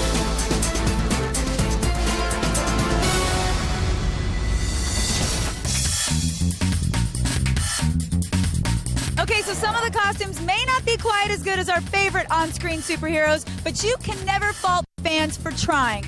Basically what I'm saying is, yes, you can! Yes, we can! So tell me who you're dressed as. I'm Starbuck from the original 1970s Battlestar Galactica. Now, did you buy this or make this? A combination of it was made and purchased. There's seamstresses online that make the outfit and model makers that make the helmet, and a buddy of mine installed the lighting feature. I picked Wonder Woman because she's always been a favorite classic character of mine, and I've got long dark hair, so goodness, why not? How about you? How did you pick Batgirl? Batwoman, actually. Excuse me. Excuse me, I got corrected. I receive it. I just love Kate Kane and her dynamic of being an angry Jewish lesbian out for justice. Say my name! Say her name! It is Batwoman! Out of all the costumes you could have gone with, why Link? Well, I had to do Link because there's not many guys that actually represent Link. All the Links I see are female, so I'm like, well, gotta do them justice. Did you guys make these costumes or buy these? He actually made them. You made them? Yeah. These are great. How do you stay fresh and not smell funky? Cover it with a cape. Cover your scent with a cape. That's the best advice I've ever gotten at Comic-Con. I found Ghost Rider. I'm a little scared. I guess I shouldn't be too scared because I haven't really done anything bad today. Well, good. That means I don't have to take your soul. Okay, we've seen some amazing costumes here at Comic-Con, and for me, the costumes are my favorite part about this place. It's what makes Comic-Con, Comic-Con. So, you ladies ready? Yeah. All right. Beam us up, Scotty. Scotty?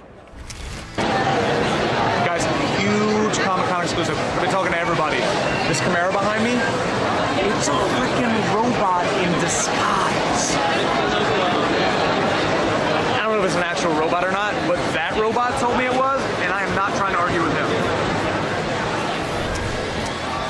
You guys can see all the best Comic-Con 2010 clips anytime, anywhere, right on your iPhone and iPod Touch. Download the G4 iPhone app now at g4tv.com/app. Stick around, everybody. We still got tons more Comic-Con to cover. Coming up, we'll actually have more on what may be one of the best comic book adaptations ever made. People are hyped for this. Some have already seen it. They say it's great. Yes. Scott Pilgrim versus the World. Jason Schwartzman and good friend Edgar Wright, good friend of the show, will be here right after this. We get to see him a lot.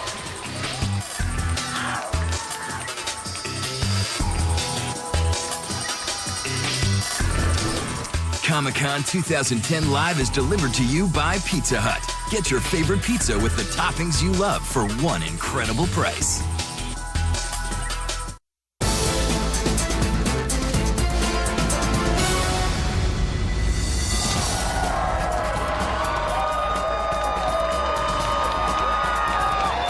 Oh, down here.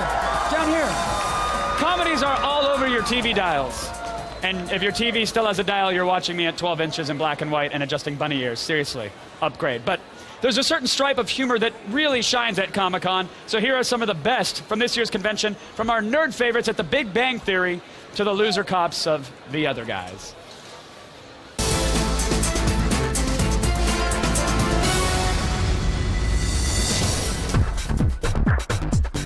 Comic books, costumes, toys, Comic-Con. It's impossible to talk about all these things and not mention a little show called The Big Bang Theory. Hey, Sheldon, are you and Leonard putting up a Christmas tree? No, because we don't celebrate the ancient pagan festival of Saturnalia.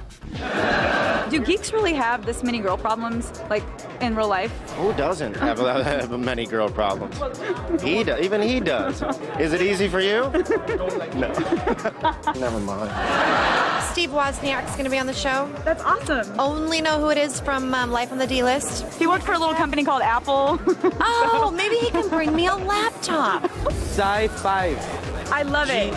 For life.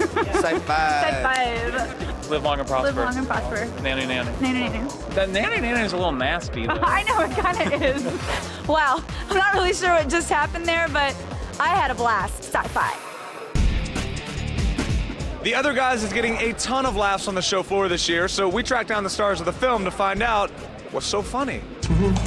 Stop humming that song. Is this Comic-Con?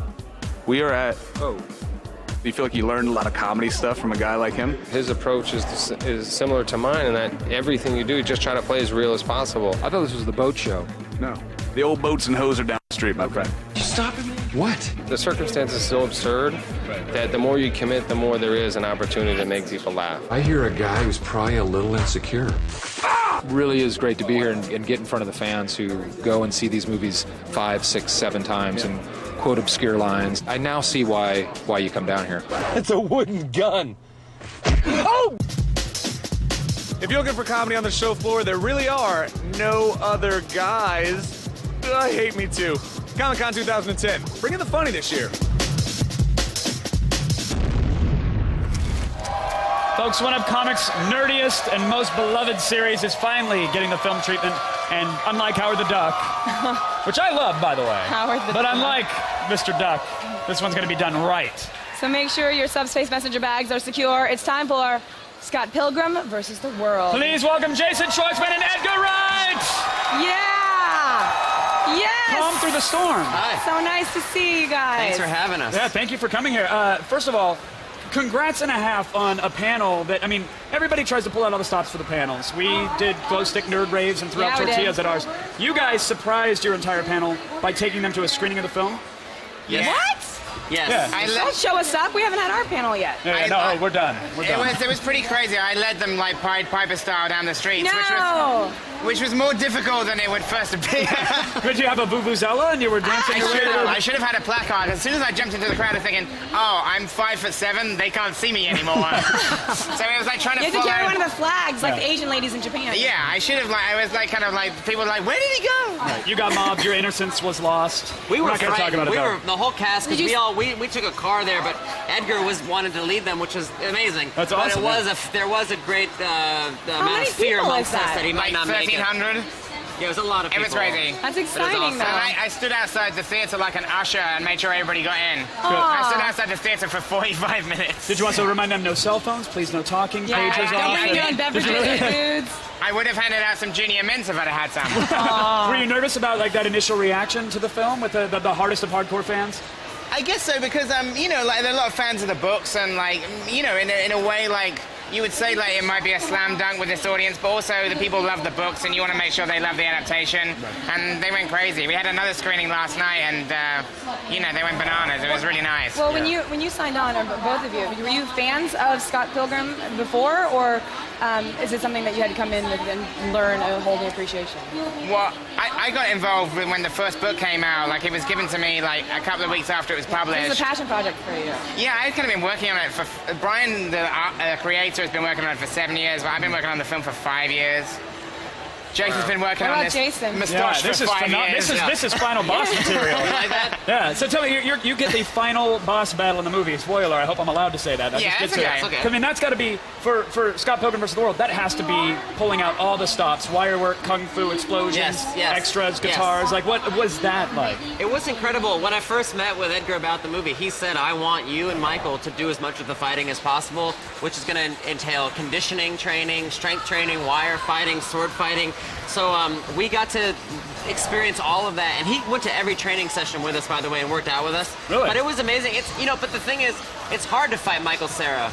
He's so sweet. He's so sweet. And loving, and like we'd have these amazing conversations between takes about like Charles Grodin or the great place to get spaghetti, and then like they're ready for you. And it's hard to attack someone even if you're faking it if you love them. And, Olivia can ground and pound an infant, by the way. It's just really some people have it, some people don't. But it's sweet that you're a human real being. thespians have that. Yeah, you gotta turn it on. I'm untrained. During this epic where is battle, the best place to get spaghetti? Yeah. In Los Angeles. Yes, Los Angeles. The Spaghetti Factory, right? I thought it was the O Garden. Factory. The O Garden, man. When you're there, your family. Breadsticks. It's like going home. Oh yeah. So good. I know. Wait, so Scott Pilgrim does make a lot of references to classic video games. So we're here at Comic-Con. This is G4. You guys gamers? Big gamers? I've gone through phases of gaming and stuff. Like, I kind of get addicted, and then I have to kind of like, you know, I have a problem, and then I have to go and see somebody, and I have to stop gaming. So I've been off the wagon for a number of years, but I'd say Sonic the Hedgehog would be a formative kind of. What about you, Jason? My favorite all-time game for some reason is an old Nintendo game that you might know called Breakthrough.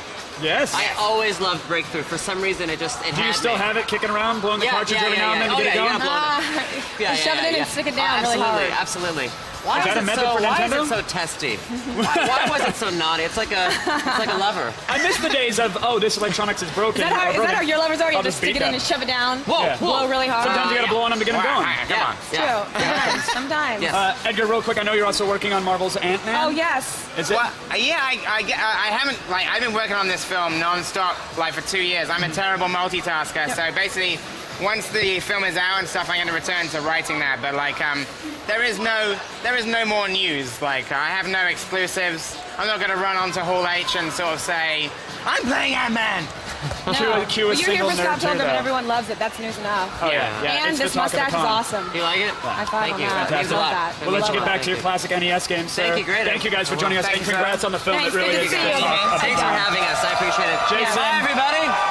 And Edgar, everybody. Thank you so much. You both get 500 XP for this. Scott Pilgrim vs. the World comes out on August 13th, but now let's check back in on the show floor and see what's happening. One of the coolest things about Comic-Con this year is that it's the Star Wars The Empire Strikes Back 30th anniversary. You know, the movie that introduced us to one of the baddest characters of all time, Boba Fett. And now I get a chance to pose as a Star Wars collectible. Now, maybe you came to Comic-Con dressed as a ninja, but do you think you actually have what it takes to be one? Because they're slightly different. It's a little bit different. On August 7th and 8th, G4 will hold open tryouts at Windward Plaza in Venice Beach, California for American Ninja Warrior 2. And the top competitors will get to go to Japan. For the first time ever, G4 is giving you the chance to become an American Ninja hero. And total victory wins you $250,000. That's real dollars, by the First way. time This we've isn't given like out Microsoft money. points or tickets to redeem at a counter for a Switchblade We're not giving you phone. swag, we're giving you cash. $250,000. But don't worry, if you're more of the sit and watch type of ninja, we'll have a full-on fan experience set up for you. We have grandstands, mini courses. Of course, there's stuff to buy. Chill. Head on over to g4tv.com/ANW2 for details on how to compete and, all that boring legal stuff. Yada, yada. But you need to know it to win the money. Coming up in the next hour, we'll head to the Marvel booth to see what's in store for their stable of misfits, mutants, and heroes. All that and much more when we come back to Comic-Con 2010. Oh, I love it so much. Oh, it is live.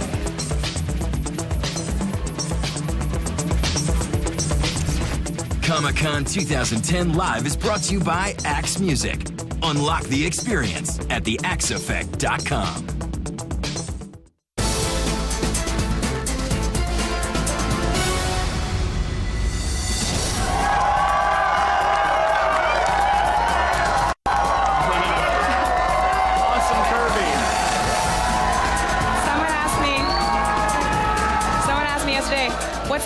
What's the craziest costume you've seen? Yeah. And I said, I can't really say because it's kind of weird if you're not wearing a costume here. Yeah, the craziest thing is someone walking around in plain clothes normal. these days. Hey, welcome back to Comic-Con 2010 Live, presented by Stride Shift. And congratulations, you've just made it to hour 3 of our coverage on the convention floor. And you all get to level up now. You're welcome. Spend those attributes wisely, kids. I'm kidding. We still have a lot of show left to get through, including appearances from Nathan Fillion, Chris Evans, Hugo Weaving, and Joe Johnston. They're going to be here. Yes, coming up in the next hour, we'll also meet the superpowered clan of ABC's new show, No Ordinary Family. I cannot wait for that. Then we'll tune up our light cycles and get ready for Tron Legacy. And we'll hear from the color-coordinated cast of Green Lantern. If you're wearing anything yellow, please change into something else, because that's not cool. Thank you. But first, Marvel Comics is known for giving us some of the world's most famous superheroes. Yes, and now they're ready to give Thor a very big year.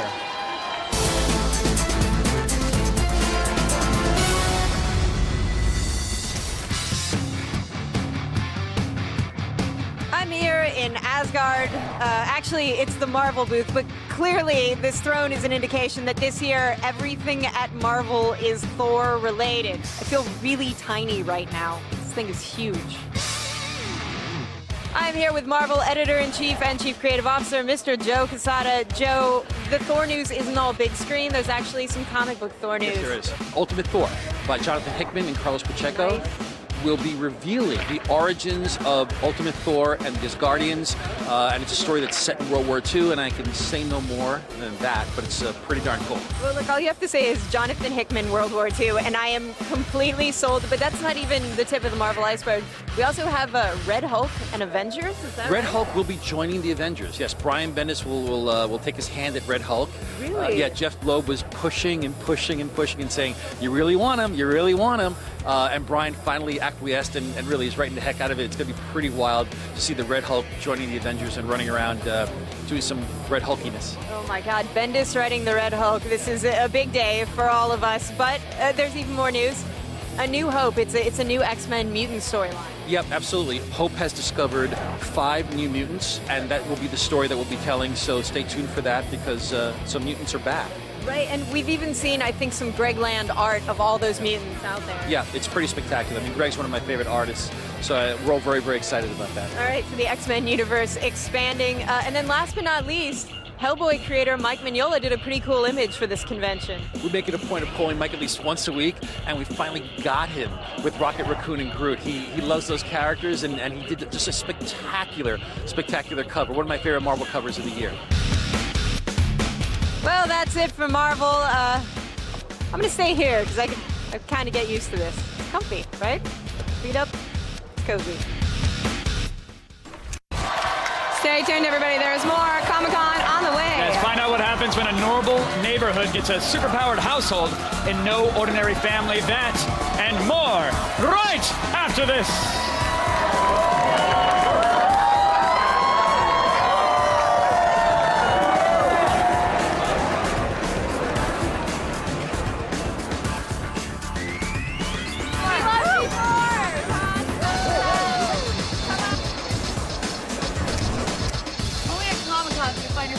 Situations like this. Wow, Allison, hurry up. Put your right hand on Sergeant Kabuki Man NYPD's head. Now, Necro Mistress, your butt should be right in Toxie's face. And I think... What kind of cable twister is this?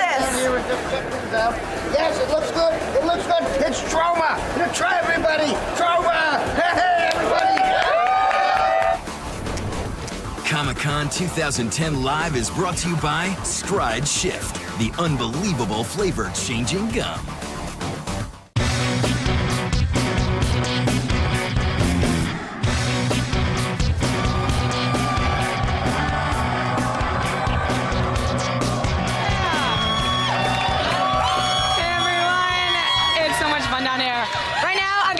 My book, Suck It, Wonder Woman, The Misadventures of a Hollywood Week, which, by the way, second week on the New York Times bestsellers list. Thanks to you guys out there. Thank you very much. Yay. So we're going to do a little contest. Yeah, thank you. So we're going to do a little contest to see who gets my free book. That's fun. It's free. So this is Boba Fett with a PH, and that's Darth Pimp. So what's... Hi, baby. Okay. Pimp Vader. Oh, okay. So what's the contest is the best pickup line. So give me your best pickup line and I'll see who wins. I just say when old Boba Fett's done chasing the bounty, he chases the booty, and there ain't no better booty than Olivia Munn. What up, huh? Oh. I like that. Okay. Darth Pimp? You want to run with a low-life bounty hunter when you can have a lord in your boudoir.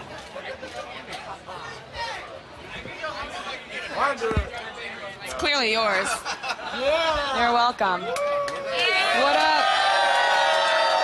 Kevin, back to you. Sorry, they're coming to me live. Hey, I'm here. That's all right. Come on in. Let's be one big happy family. Welcome back to Comic-Con 2010 Live, presented by Pizza Hut. Our next guests are right here. They may look and act like your neighbors, but as the title of the show tells us, they're no ordinary family. Michael Chiklis and Julie Benz, everybody. Hi. You were saying about Comic-Con. Yeah, this isn't your first rodeo. No, you not. guys Absolutely. have done this, right? First time I came. Congratulations, and I'm sorry. First time was for the Fantastic Four. Yeah. And I stepped out of the limousine, and there were 12 Imperial stormtroopers, like, marching by. And they could have been in the movie. They were so accurate. I couldn't believe it. Were they there for your personal security? No, they were just walking by. Well, that's Comic-Con. Yeah. Good on you. I mean, now you guys are here for No Ordinary Family. There's a little bit known about the project, but there's still so many questions. Is it weird being here for a show where there isn't that much knowledge out there? Or? It's exciting. I think it's very exciting to be here at the very beginning. I'm excited to see how people respond to the pilot being shown today. So. Oh, you guys are showing it today? Yeah. Oh, fantastic. And so for those who don't know, you're a family. You guys are having typical family issues. You guys go on a trip. You end up in some troubled waters and emerge with superpowers. Were you splash around in the Gulf? Is it BP's magic on you? The Amazon. Okay, so you're in the Amazon. Yes. And you get imbibed with these superpowers, and you don't know that you have them right away. They sort of start revealing They start to manifest themselves through the course of the pilot. Yeah, and they're pretty much, I mean, the abilities that we each get are abilities that fit into our lives and make our lives easier and better and enrich our lives. So there's a part of us that also, like, we don't want to question why we have them or what's happening, because Like for my character Stephanie, I get super speed, and so all of a sudden I can be like Wonder Woman. I can be the perfect mom. You're I ultra can be the mom. perfect wife. Lunch I is can- packed. Yeah, things are good. And so it's like all of a sudden I'm not failing anymore. And so there's a part where they bring us closer together, but then they also kind of tear us apart. Well, that's nice that you're imbibed with these superpowers and you use them to survive your daily lives better instead of helping the common good. Are you guys out there as superheroes? That's What's sort your of power, my Michael? gig. It's great to have super strength without orange latex.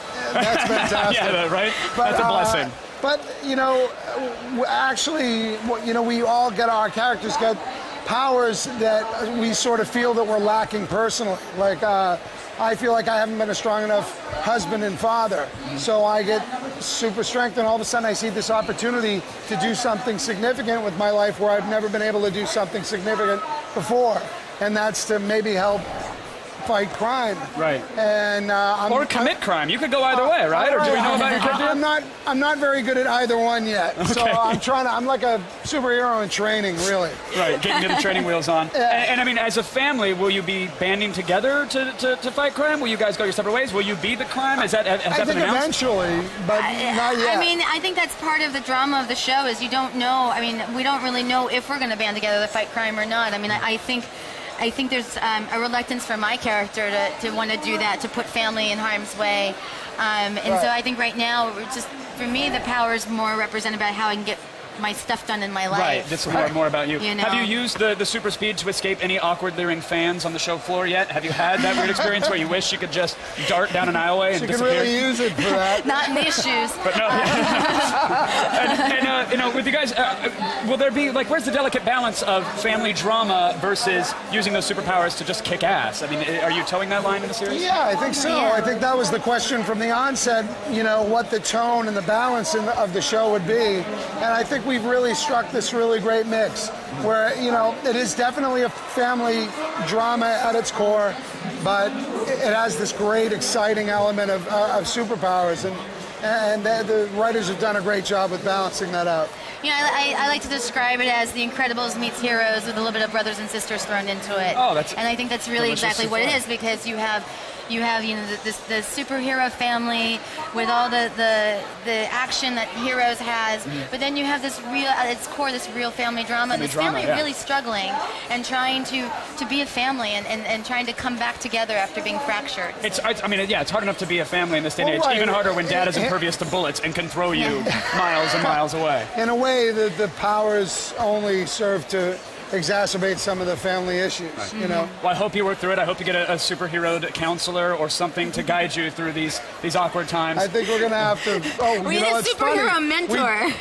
We do kind of have a counselor. We have a counselor. Yeah. Is that a spoiler? Is that no? You can say in the pilot right away. Well, it's kind of a spoiler actually, a little bit. Well, good. We got an exclusive at Comic-Con finally. Michael and Julie, thank you so much for coming on. Thank you. Appreciate it. Wish you the best of luck with the series. Enjoy the convention as well. Thank you so much. You guys know Ordinary Family debuts this fall on ABC, and they're loving it, and they should. Folks are here for them. Crazy. The fans are awesome. Now we're about to receive a new transmission from one of our floor reporters, so open communication channel. It's crazy. I mean, being up this high. One of the great things about Comic-Con are exclusive first looks, like what's about to happen right now. The royal Asgardian helmets of Thor, Loki, and Odin are about to be revealed to the public and you for the very first time.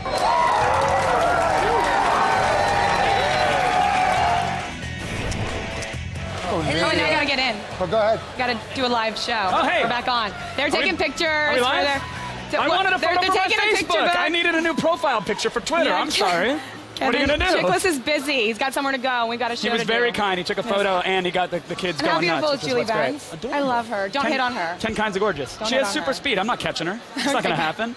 Now, sometimes animated pieces take their stories directly from the pages of comic books. Other times, they're original ideas that sort of tinkered with that world. Yeah, and this year we've got stories about a supervillain who actually wins and a family of hellions who figure out that humans Are we still live? no worse. Yeah, this is what I'm saying. It's a live show. Basically, humans are no worse than the demons of hell.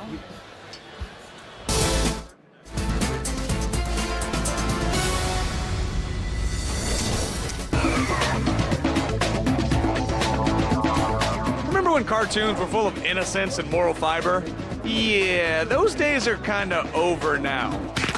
Make way for some of our favorite sick and twisted animated shows. Let's talk about Neighbors from Hell. What's going on with the story? Tell about your character. I play Balthazar Hellman. It's a crazy cartoon about a family sent to Earth from Hell by Satan to stop a gigantic drill that is borrowing to the center of the Earth. And of course, what Earth doesn't know is that it will expose Hell. By this time tomorrow, we'll all be home in Hell. Yay! Yay! He's very much of a kind of Fred Flintstone sort of character, but from Hell. That was sarcasm, you vagina monologue. Neighbors from Hell has a lot of colors, a lot of and fart jokes, and a lot of really crazy characters saying really, really up things. Here's a TV show. It's called Me Having Sex with Marty's Wife. You said it was a routine cleaning. Check out my guns, aren't they awesome? Playing with toys is like what you gotta do at Comic-Con, and there's one guy who's making millions doing it. Seth Green is back with a new season of Robot Chicken.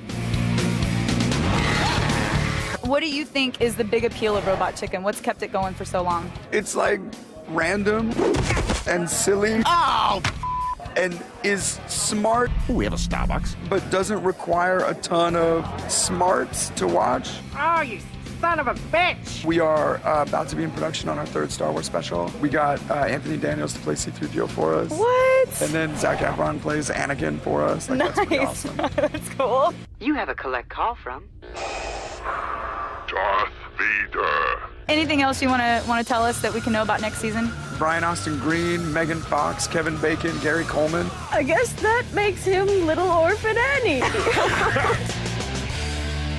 It's funny. Come on, man. This time, evil has a secret, incredible, totally handsome weapon. Me, Megamind. Incredibly handsome master of all villainy. Megamind in 30 seconds, go. Good guy fights bad guy, bad guy wins. What? Huh? But there's a giant blue head involved. There is. And a spider. And a spider. And a spider. Even the smallest bite from Arachnus Deathicus will instantly paralyze. Oh! Get it off! It has Tina Fey, Brad Pitt, Jonah Hill. I'd be watching you like a dingo watches a human baby. So I heard that this has a little bit to do with Superman. A little bit. Metro Man and Megamind both came from a distant galaxy who was on the verge of collapse because of a black hole, and they sent these two babies out. And what happens is they actually cross paths, so you see why Megamind has grown up to be a villain and Metro Man a hero. And your favorite superpowers? Flight. Come on. Let's not play games. Invisibility. Interesting. Fantastic. Choice of the pervert. Pens, pencils, and little pixels bringing wildly inappropriate ideas to life. Yep, I still love cartoons. Coming up, stretch out your spandex and light up your neon. Yeah, we're heading to Flynn's Arcade for some Tron Legacy. You do not want to miss this.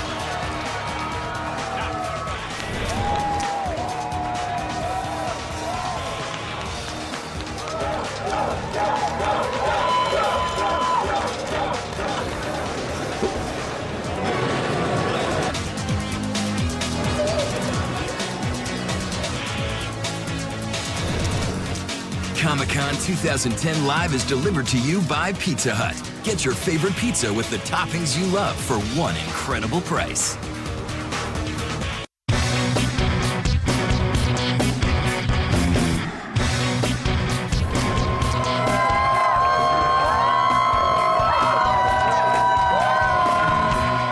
Some ladies are gonna have silver smudges. Tron Legacy is a sequel 28 years in the making, and based on everything we've seen, looks like it's going to be worth the wait.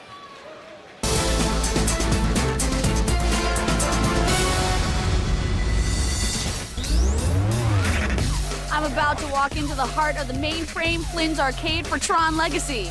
Light cycles, anyone? So Tron is a cult classic. How does Legacy compare? It's an extension of the myth. We need those myths to kind of keep us on track, to address the dangers of technology as well as the upsides. In the same way as Jeff's character got sucked into a computer world in the original film, we've sort of all been sucked into the computer world since. Long time. I'm going to say that this is probably the coolest place I've ever done an interview. So can you explain to me where we are? We are on a recreation of a portion of a set from Tron. This specific set is called The End of the Line. how do you stay true to the fans and yet, you know, really up the ante for 2010? I think people are already interested because we haven't tried to reinvent it. We're staying true to what they created. Our light cycle match occurs on 3 different levels. So imagine taking the classic light cycle grid and splitting them on 3 levels that you can kind of go up and down and around. We've taken those kind of classic elements and tried to update them. The light bikes are such a fantastic bit of this film, and I hope when people see that segment and sequence, they're just going to look back and go, wow. All right, everybody, we brought you the G4 Scion Mobile Studio down to San Diego, and we let the fans tell us what they thought about Comic-Con. Parking at the con is a bitch, so we left our G4 Scion Mobile Studio unattended and let the fans have at it. Dude, move. What's up, guys? Hey, we're the Southern California Ghostbusters. My costume is Mad Moxie from Borderlands. So I picked Poison Ivy because all girls want to feel a little bit sexier. Seducing prey in this outfit might not be that hard. I have a cape for my costume so that when I'm walking around in the convention center, not everybody's staring at my ass all day. You know, I keep getting a lot of compliments. Girls definitely love a man in uniform. They do. Chicks love Ghostbusters. You won't meet a chick who doesn't want one of the Ghostbusters. Comic-Con for me is my favorite event of the year. There's nowhere that more talent and more celebrities and stuff are accessible, which is why I love it. Smell like Comic-Con is the scent of everybody getting excited at the same time. It becomes your scent. Turns you on. We're smelling. I'm smelling. Bustin' makes us feel good. The movie I'm most stoked for Comic-Con, Machete. I'm really, really excited to see the adaptation of series The Walking Dead. I like that it's not really about zombies, and it's more just about what you're actually capable of, like your animal instincts. I'm stoked to see The Expendables. You got all the big stars. So what if Sylvester Stallone is in his 70s? He'll take them all on. Tron looks pretty awesome. The visual effects. The visual effects, it look like they're going to be friggin' phenomenal. It's got like a retro, that retro new vibe. yeah. It's fantastic. My best booth so far, it's always a Top Cow booth because I'm a huge Top Cow comics fan. The best booth in the whole convention is the Marvel Thor. Of course, I always love the DC booth because they really bring it and they have so much good swag. Hope to see you on the floor. Look me up. I'm Wonder Woman.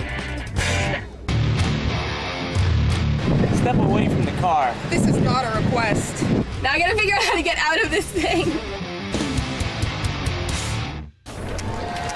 Up next, we'll find out how matching rings keep the universe safe with the cast of Green Lantern. But first, we'll have someone who went from commanding a Firefly to actually solving crime in the Big Apple. He's the king of ABC's castle and beloved by browncoats everywhere. Nathan Fillion will be here right over this. Actually, he's right over there. He is He's right standing over over there. He's looking. He's looking. He's looking at He's not all. looking anymore now. All of the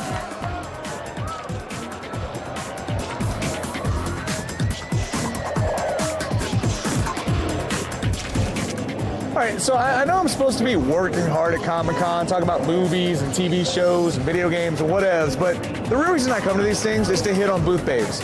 This time, though, it didn't really work out so well for me.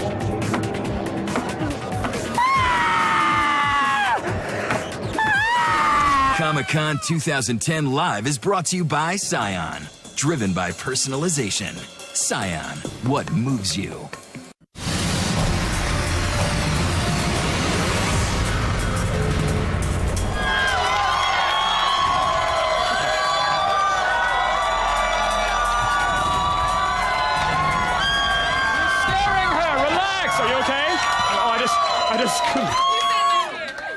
I'm here with Jessica. I couldn't help but notice your bat wings from across the convention hall. Jessica, who are you cosplaying as today? I'm Morgan from Darkstalkers. From Darkstalkers. Your character is a... Succubus.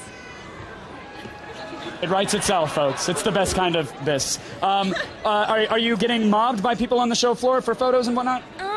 A few.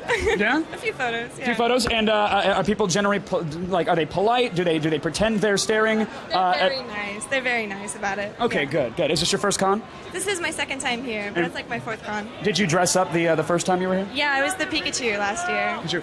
I appreciate this choice as much as I love the Pikachu. This is one that I want to have it all Pokemon style. Thank you for being here, Jessica. Thank you very much. I think I did it. I think I looked. I think I looked in your eyes for the majority of that. That was my goal. Olivia, go before I get arrested. Someone needs to get him out of here now. So Castle is a unique comedy, a sleuthing show following a mystery novelist who helps the NYPD solve crimes. And more importantly, it stars the captain of the Serenity. Please welcome Nathan Fillion. Yes, cheer for your captain. That's me. Nice. Very exciting. Thanks for being here. Not at all. This is exciting. I know, it's fun. So Nathan, you play on Castle a dreamy writer, and your sidekick is a sexy female detective. Yes. So you're basically Murder, She Wrote, but with a dude. Yes. Yes! And I'll be your Jessica Fletcher, but a dude. It's exactly right. But there's like some sexual chemistry on the show, yet I heard you've never hooked up on the show. Yes, this is, I mean, I think we've all learned valuable lessons from shows like Moonlighting. As soon as they're together, it's over. It's over. But then we have to feel like they might be a little something. Right. I mean, you know what? I think this is, very, very much like real life. You have two people who are kind of diametrically different from each other, yet incredibly attracted to one another, and they have very it's like Little Mermaid. Like they that. couldn't be together. And all I want is some legs. Yes. So she can walk. There you go. Look at these feet. Castle is like the Little Mermaid meets Murder, She Wrote. That's yes, and I'll Can be you go with that? Jessica Fisher. Yeah, see how That's we put the a fish terrible pun joke. Are you? I'm gonna go have another question. On. Yeah, Castle is having its first Comic-Con panel on Sunday. Yes. First one ever on Sunday. Now, is there anything special in store? Because you've been here with Firefly and the whole Serenity thing, and I've done many a you panel. know that the panel has to be a good one. What are you guys doing on Castle? We've got some spoilers. We've got a really cool intro. We're going to do a Twitter mystery. We're going to introduce a Twitter mystery this year. We did something similar last year, but we're gonna try to really bam it out this I like year. It. So we spoilers did are always good. Spoilers people are always scream good. For spoilers. Yeah, get people all riled up. Do you have any spoilers for season 3, or do they just not tell you anything? Here's what I know about season 3. By the way. We're filming right now episode 2, so I know all the way up into the first day of episode 2. Oh, and the big makeout? No. You know what? I'm always trying. You're just writing it in? I'm always scratching it into the script, and then they make out. What if we kissed here? That would be really weird, I think my right? character would really feel like we would make out here. Yeah. Well, thanks to Firefly and, of course, Serenity, you're a huge star here at Comic-Con. I mean, you are their captain. Are you constantly being mobbed by... That was, 8 years ago, we did Firefly. I've never done anything that has had legs like Firefly. Well, it was a fantastic... Yes. God bless Firefly, you. God bless Serenity. you all. Yeah. One of the most amazing jobs I've ever had, I've ever done. And I gotta tell you, Firefly fans in general, Firefly fans, the most polite, wonderful, cool. No one's going nuts. No one's saying, take off your shirt. No. They're all just being so cool. I know people always ask, they're like, so what's the weirdest thing with like the fans? And I'm like, the thing is they're so nice. Like the Comic-Con fan base is like one of the nicest groups ever. The energy at Comic-Con is fantastic. I mean, this is a place where we can come and be free to be Do you get to walk around with do you walk around with a mask? We had some people earlier talking I've about donned that. a few disguises in my time. My only problem with disguises, I run hot on a good day. So I get all sweaty inside. I get geek sweat. Geek sweat. Yeah. You could do the Slave Leia with like a different thing. I'm not going to say no to Slave Leia. Oh, hey, wait. I have to ask you, since we're talking about Firefly, any news of a Firefly reunion at all? No news. No news. Any rumblings? But any emails being passed around? Here's what always mine. I'm always doing that. Hey guys, wouldn't that be cool? Wouldn't that be cool? Please, please. I'll tell you this. Firefly was canceled. I was heartbroken. I said, it's over. Josh said, I want it to live again. We're going to try to make a movie. I said, good luck, buddy. And then we did anybody a movie. can do it. See? So I'll never say never. I'll never say never. Yeah, so maybe. I mean, now you're also in the upcoming movie Super. Yes. So exciting. It's with Rainn Wilson, Ellen Page. Yes. Now, the trailer was exclusive to the panel for those of you guys who were here yesterday. So is there anything that you can tell the people at home? I'm going to tell you this. It's a James Gunn movie. It's Rainn Wilson. So you know it's going to be incredibly funny. And it's tell people exactly what it is. It's like making fun of the superheroes. We have Rainn Wilson loses a very beautiful woman, his wife, a very beautiful woman, to Kevin Bacon, a drug dealer. And these circumstances kind of push him into being, he believes he's being told by God to be a vigilante outlaw costumed crusader. Oh. So he begins whacking people with a pipe wrench to get his wife back. And it sounds kind of goofy, but the reality is, it's so well executed. I had no idea how poignant the movie would be. I thought it was going to be a lark. What's the message you got from it? That people love, and you will do anything for love. Well, you play the Holy Avenger. I'm the Holy Avenger. What's your superpower? My superpower is, aside from the power of Jesus Christ, I like to say that my superpower is charisma It's kind of like having charisma, Yeah. but being kind of wrapped up with the abstinence of the church. So you really want him, Wow. but you don't. Wow, you are guided by the hand of God. Yeah, That is powerful. yeah. So Castle returns. Castle comes back. Very exciting. Murder, She Wrote meets sometime in the Little fall, Mermaid. right. It returns to ABC in September. Very exciting. Yeah, kids are going back to school, and Castle's coming back on the air. Everyone's very excited. Everyone, say goodbye to your captain. Thank you for joining us, Nathan Fillion, sorry. Thank you very much. Nice to see you. Okay, just forget the rights. Just go ahead and book them. One end of that is ribbed. Let's start with that end. Hey, if your favorite color isn't green, I only have one question to ask you. Have you heard about the good news about Green Lantern, everybody?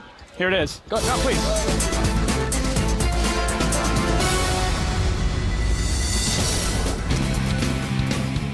One of the most anticipated films of 2011 is DC's comic classic Green Lantern. And I'm about to talk to the stars to see if this adaptation rings true. Get it? Rings? No. All right, so you are in Fanboy Central, playing one of the very iconic characters that these boys love. How true are you guys staying? Well, we're staying very true to the source material. You know, you have the technology available to do it the way it should be done, and you really have to hybridize it. You know, you have to make it current and appealing to everybody. Green Lantern is something that I didn't know about yet. To introduce it to a young generation, you know, is something that's really special. Now talk to me about where we're at in this film. Is this an origin story? Are we just getting thrown right into Hal? What's going on?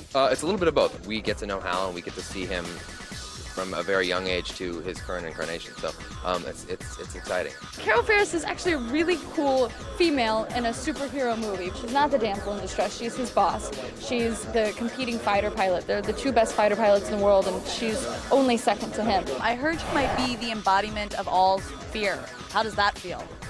That's the idea. There you go. It's glow time for Green Lantern. Get it? Glow? Didn't work the first time, did it? All right, now you've seen our coverage. I know you've been watching this stuff. Comic-Con, pretty scary place. And if you look at me, clearly I'm a fragile dude. So I need to give me some protection.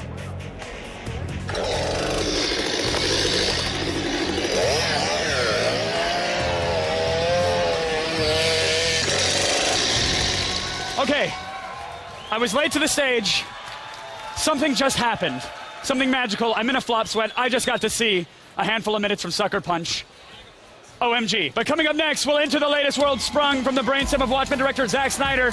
It is a 1950s psych ward with guns. Get ready. I can't even begin to describe what I just saw. It's Sucker Punch, and you're going to see it right after this. Stick around.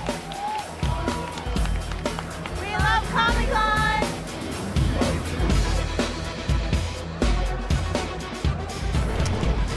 Comic-Con 2010 Live is brought to you by BlackBerry.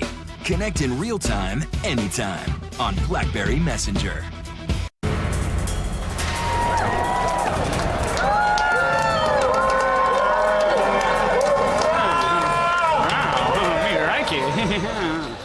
Now, when the director of 300, and Watchmen says he's working on a story about a little girl who's trying to avoid a lobotomy by escaping both her fantasy world and the mental institution she's trapped in, we sit up and take notice. Yes, we That's do. what we do. And joining us now is the director and co-writer of Sucker Punch, Zack Snyder. Dr. Yes. Snyder, welcome. You are Comic-Con royalty, sir. It is always a pleasure to have you here. Awesome to be here. I'm 3 for 3. Yeah, Yes. dude, your projects are the talk of the con, and I mean, I knew a little bit about Sucker Punch coming into this, and I just had the privilege of being late to the stage because I was seeing a few minutes of the footage. Yes, we got all, I mean, let me just say, like, I was a huge fan of 300. I mean, I remember on the show, I just wanted to kick every door open, just like screaming.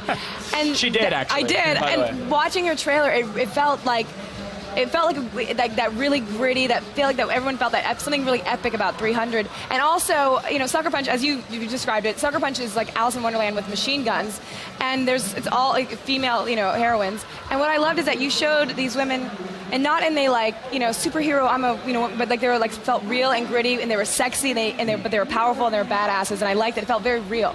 Yeah, you know, when we were talking about getting the movie, it wasn't really about, you know, a lot of people like, you see sort of two versions of sort of female action, like one where it's like, oh, that's funny, girls got machine guns. Right. Yeah. Or like, super sexy. Let's make them like, just be like men. And we were like, you know what, we're just going to design some cool action, and we're just going to rely on the girls, we're going to train them hard and just have them just do. Treat them like people, just not like a people. girl. Like this is what the story needs. It's not a parody. It's not like we're not trying to make it like something else.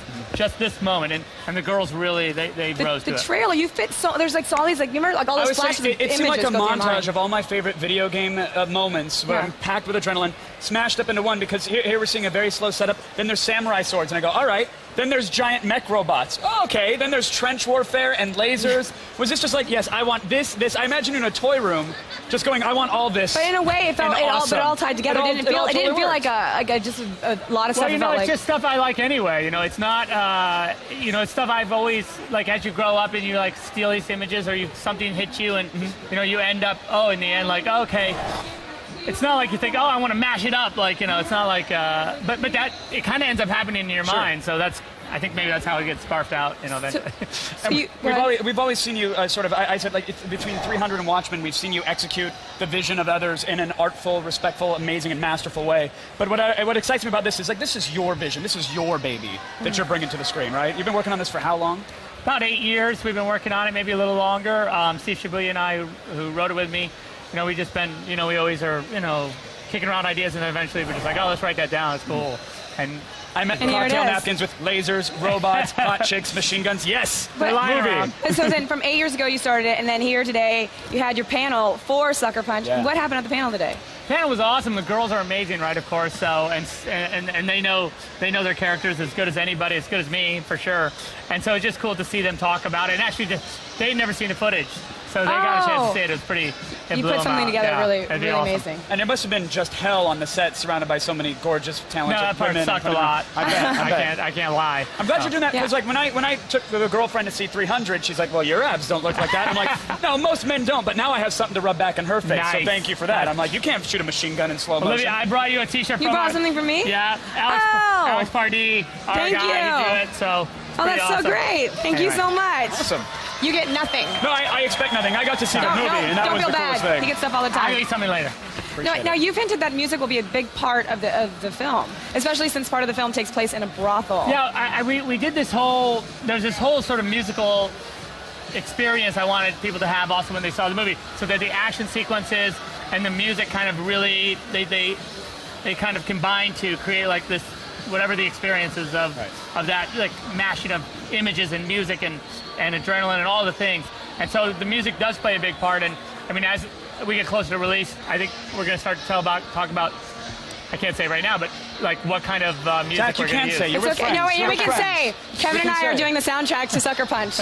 We're very excited. And you're welcome. Spoiler. Listen, it was a huge treat to see the footage. I cannot wait. Man, thank you for showing us. I'm sick. You're the king of Comic-Con, so you guys are the best. Thanks for coming by, Zach. Thank you so much. Guys, Sucker Punch is in theaters on March 25th of 2011, and I already can't wait. I'm really fantastic. right now.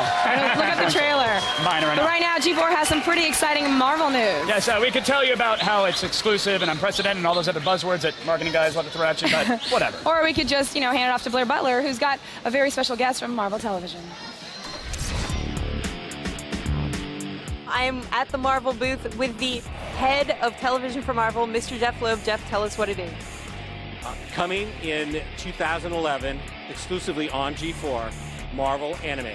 4 brand new series, Wolverine, Iron Man, the X-Men, and Blade. All right, well, you heard it here first, and now we won't leave you hanging. Here's your first look at Marvel Anime.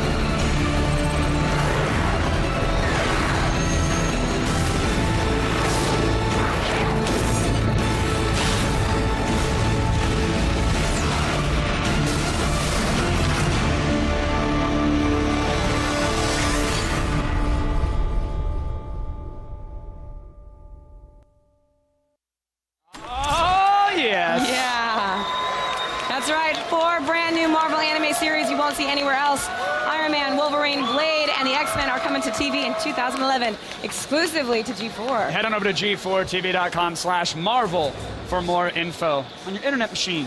Now, Comic-Con is becoming an event that continues beyond the boundaries of the convention center. And I'm not just talking about the yiffing that's visible from every hotel window in San Diego. I mean, I love that part, but there's more. Yes, we're talking about big off-campus events like the ones thrown by Machete and Jackass.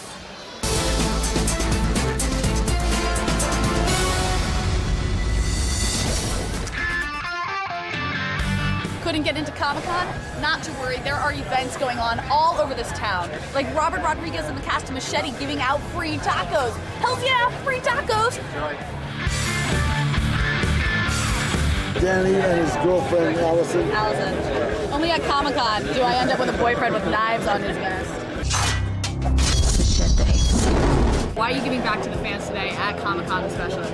Well, this in particular is different from my other things I've done, in that we're not doing the usual thing where you're inside. This is out in the street, because that's more in the feel of Machete, is that it's for everybody, and we didn't want to make it exclusive to just a certain group. Machete. I know the legend. That's him.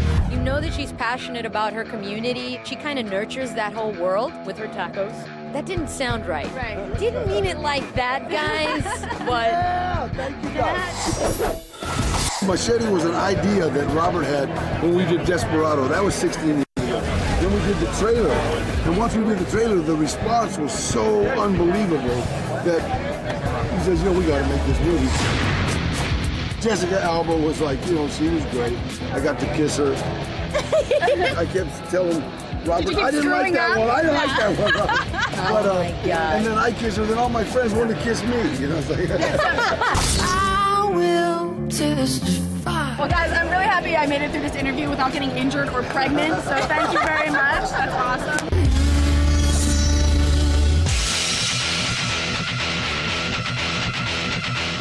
I'm here at the Jackass 3D experience. Yeah, Jackass 3D.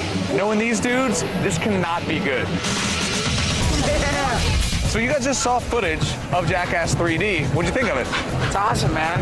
Like, the last movie was a tough act to follow. There's no way around that. Yeah. But we didn't have any problem being just as dumb 3D cameras as any other kind of camera, so we said, why not? Why penis in 3 dimensions? Have you seen Pontius's penis? If you loved it in 2D, you're going to absolutely love it in 3D. What is the Jackass experience, and how do you keep it age appropriate? That's not our problem. Whoever's working the door, that's their problem. Yeah. Watch out, there's a mean little midget. Oh no. Come on in. You're just hanging out. What do you feel about this experience, man? He's upset at you because you never hit him in the nuts anymore. That's what he told me a second ago. Really? You missed? We're professionals. Oh! That was dead on. And then Brocky. Why would you let him do that? He said, I didn't think. I mean, he's so flexible. All right, apparently in Jackass 3D, the third dimension is an angry little person coming out of your TV and kicking you in the balls. I'm gonna go back to the convention center, try to find some ice. Slash fiction coming to life. Coming up in the next hour, folks, we're going to get all patriotic on your asses. Right, get your flags ready. The cast of Captain America will be here right after this. Yeah, y'all. Yay. That's my excited. Yeah, y'all.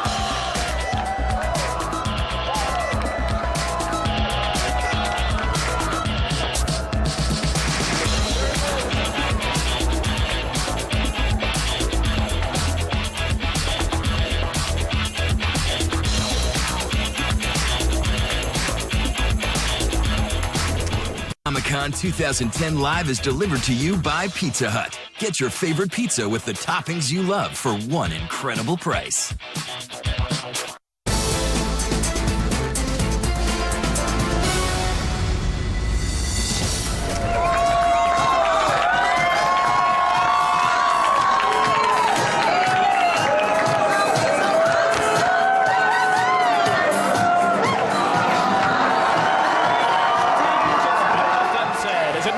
That's happening.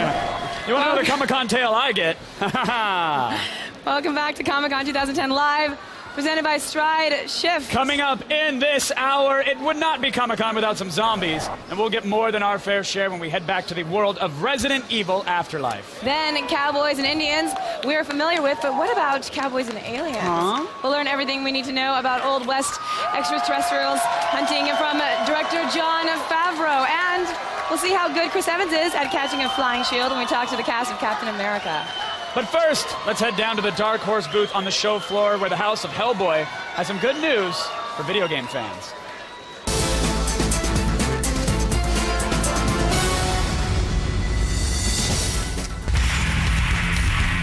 Dark Horse Comics is perhaps best known for stuff like Hellboy, Sin City 300, and The Goon, but this year they have some news about comic books that will make the video game fans very happy.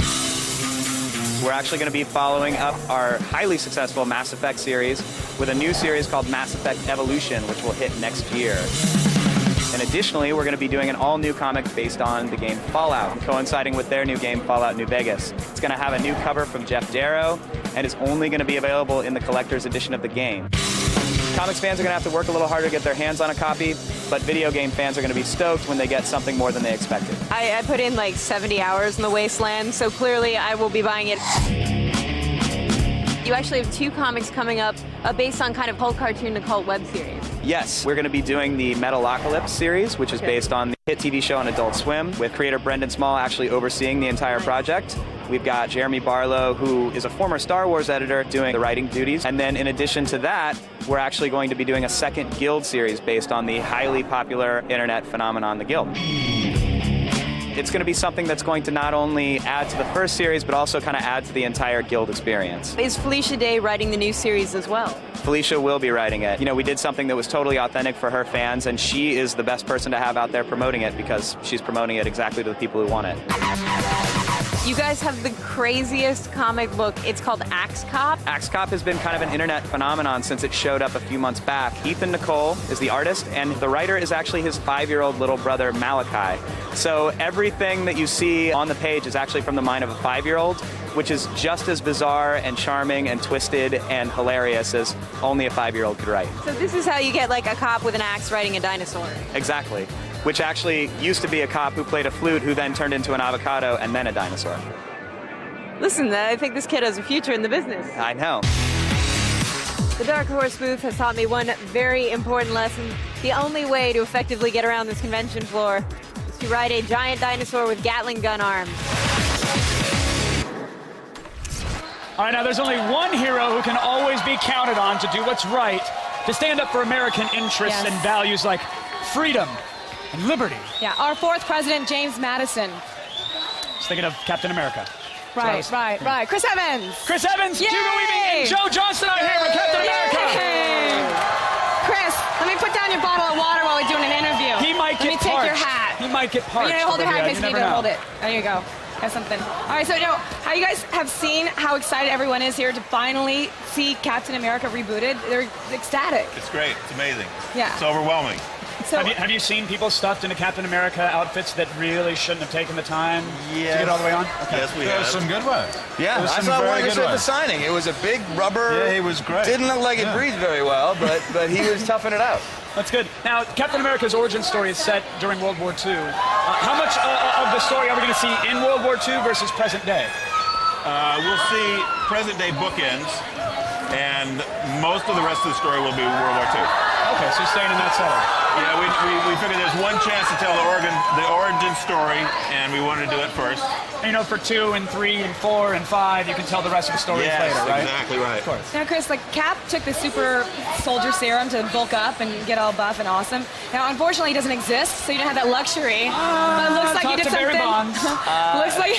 Looks like you've managed it on your own. You have to do a lot of working out and eating right. We're using muscle suits. Let's hear it for we've got our own type of serum, and you just slip it on and zip it up. Yeah, exactly. Thank you for saying that, though. I think that's awesome. Like, a lot of people are like, no, but it's No, it's they gave part of the me a costume. trainer, and I've been working Well, out you're always quite a in really bit. great shape, but to actually fill out Captain America. He's wearing the muscle suit now, though. Are you? It looks No. good. I was expecting the giant inflatable muscle suits from Venice Beach, where you rock them soft. What about that costume to put that on? I mean, it's pretty. I mean, It's you great. did It's been great so far. I mean, it's not as cumbersome as I thought it was going to be. There it is.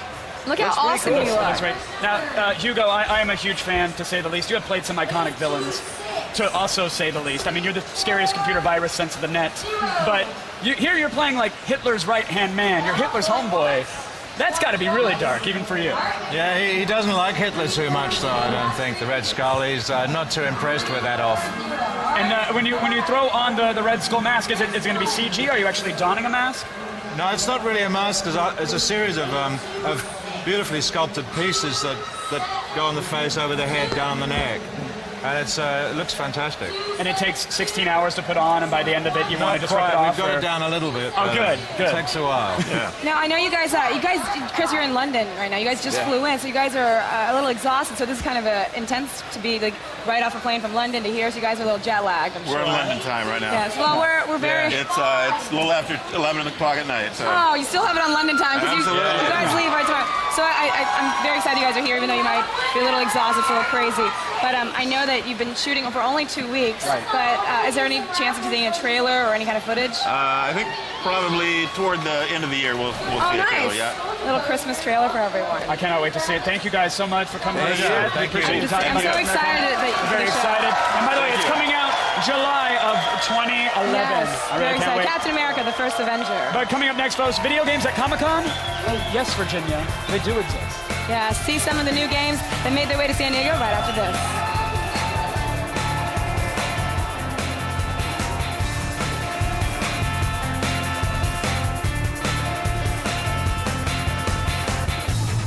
I'm here at the Clash of the Titans booth, and they've turned me into a Roman goddess. Part of Medusa's head. And Sam Worthington. God, I'm sexy. Comic-Con 2010 Live is brought to you by Stride Shift, the unbelievable flavor-changing gum.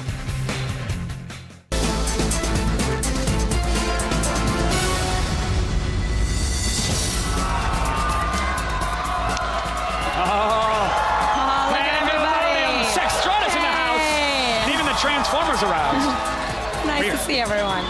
Now the ink might be rubbing off on your fingers a bit, but Comic-Con is still going strong here in San Diego. Now, if you thought video games only showed up at E3, well, prepare to have a teeny tiny section of your mind completely blown.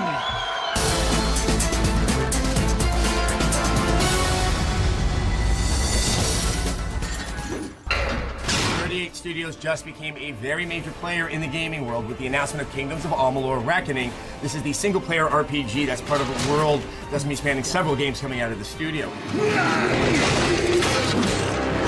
This is like a second opening day on a second career for me, and for all of us as a team.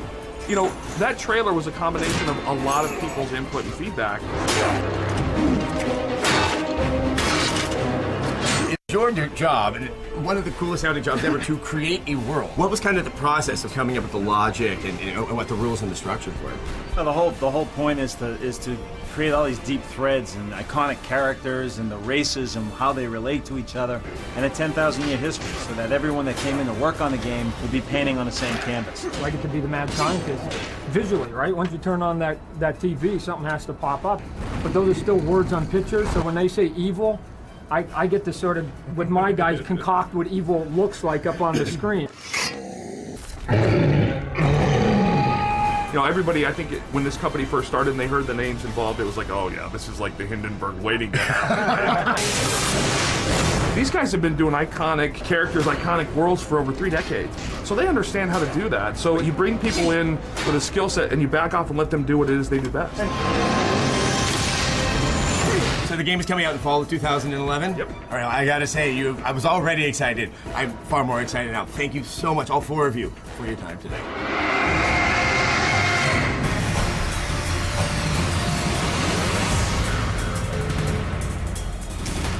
All right, folks, for the last 6 weeks on Attack of the Show, we have been digging through hundreds of submitted videos from people hoping to land the coveted 4th spot on the Butterfinger Defense League. In case you missed it, here's a little recap for you. When the Butterfinger Defense League was searching for a 4th member to thwart Butterfinger thieves, they turned to Attack of the Show to sound the call. We need a 4th member because, as you know, all great teams have 4 members. Moved by the need to help their community and the lure of a $20,000 prize, the AOTS Army answered in force by showcasing their unique abilities to protect Butterfingers. That's when I bring in my people skills. Two stood out among the rest, Smarty Pants and a Butterfinger artist. But only one can join the ranks of the sassy, strong, and sexy to become the final member of the thin white line keeping candy criminals off the streets, the Butterfinger Defense League. All right, joining us on stage, Eric Estrada, Lou Ferrigno, and Charisma Carpenter, your Butterfinger Defense League. So, are you guys ready to meet your newest member? Yes! Okay. All right, that says it all. Absolutely. Let's actually check in now. We have our two finalists downstairs. Will it be Brock, the Smarty Pants, or Brock. John, the Butterfinger artist? Who will it be? Who will it?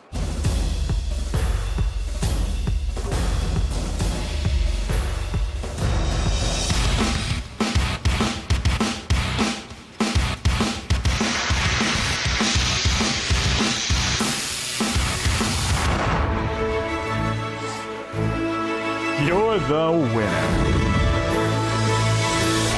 Oh. There it was, ladies and gentlemen. We present you with the newest member of the Butterfinger Defense League, John, the Butterfinger artist, Mahalo. Get him up here. There he is. Nice. How are you, sir? Very exciting. Welcome, welcome. This is your new home. You better hope they have medical, dental, get the full thing on your squad. Yay. John, what's going on in your head right now? What just happened? Did something go haywire? Pretty much. Yeah, I just lost my paintbrush. I just want to say thanks. I mean, everyone who helped me with this. My sister Sarah who made this awesome cape. Thanks to her. It's just amazing. I love it. Congratulations. So, how long did it take for you to create your audition? About a week. I knew there would be a lot of effects with it, and most of the week was used with effects. So. And now you can pay off all those guys with that 20 grand that you just won. What are you going to do with that? Did you see anything on the show floor that you couldn't afford 5 seconds ago, but now it's yours? It. Put it to college. No, you're gonna share it with Brock. Oh, share it with your team. Yeah, exactly. What do you guys think of your new team member? I'm excited. I think that's awesome. Very talented. We're excited for you. I'm just curious though, who helped finance it for you? Well, I just kept on working myself up with camera equipment over the years, and I guess it finally paid off. So. Who helped you run the camera and do all of that? My girlfriend run audio. My brother was an actor in it, Mark. Thanks to him. And yeah. You should be proud of your team. John. Fantastic. Thank you. So Thank you very much. Let me get to something serious really quick, John. Let's talk about your defense skills. Yeah.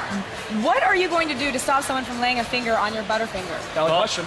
I tell you what, if I'm stuck in a corner, bam! Oh. Instant graffiti. Okay. Instant graffiti. Well, I like that. Here's the thing, John. We have one of your Butterfinger paintings nice. right here. But what good will this do? I mean, this is... Well... Okay. Are we doing something? Oh! Oh. Oh! Nice! I don't know if... You got a ton, John. Should we release dubs now? How does that work? It's magic! It was actually in the painting. Well done. I stand corrected. Folks, John the Butterfinger artist, Mahalik, the 4th member of the Butterfinger Defense League. Yes, thank you. And congratulations, John.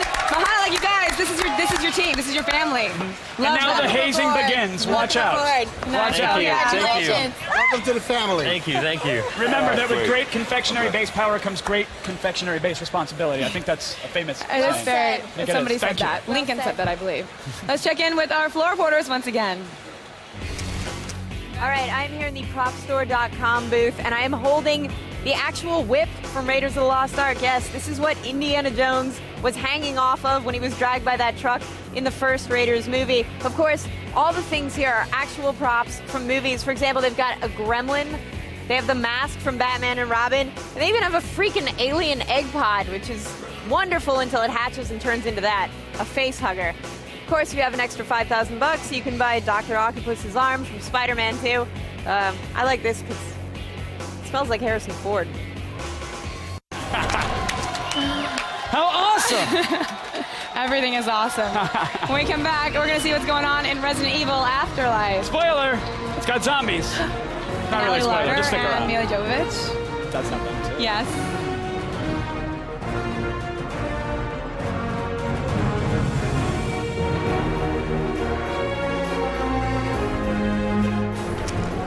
Comic-Con 2010 Live is brought to you by the Butterfinger Defense League, ensuring nobody's gonna lay a finger on your Butterfinger.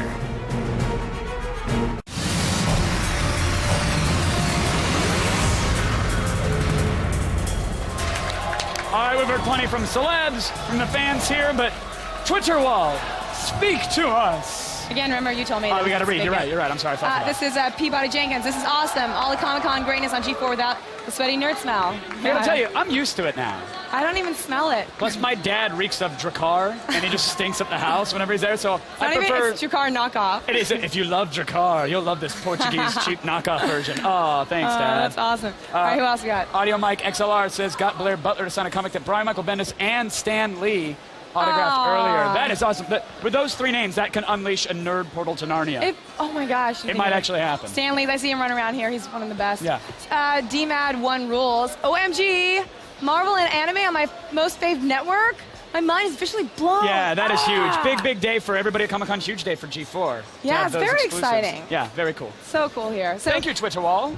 Thank you, Twitter One day wall. that wall will speak. Now, it makes sense to debut your new sci-fi film at Comic-Con, but you have to do something to set yourself apart. Yes. For instance, filling your movie with giant prehistoric 3D piranhas. Yeah, that would work. Yeah.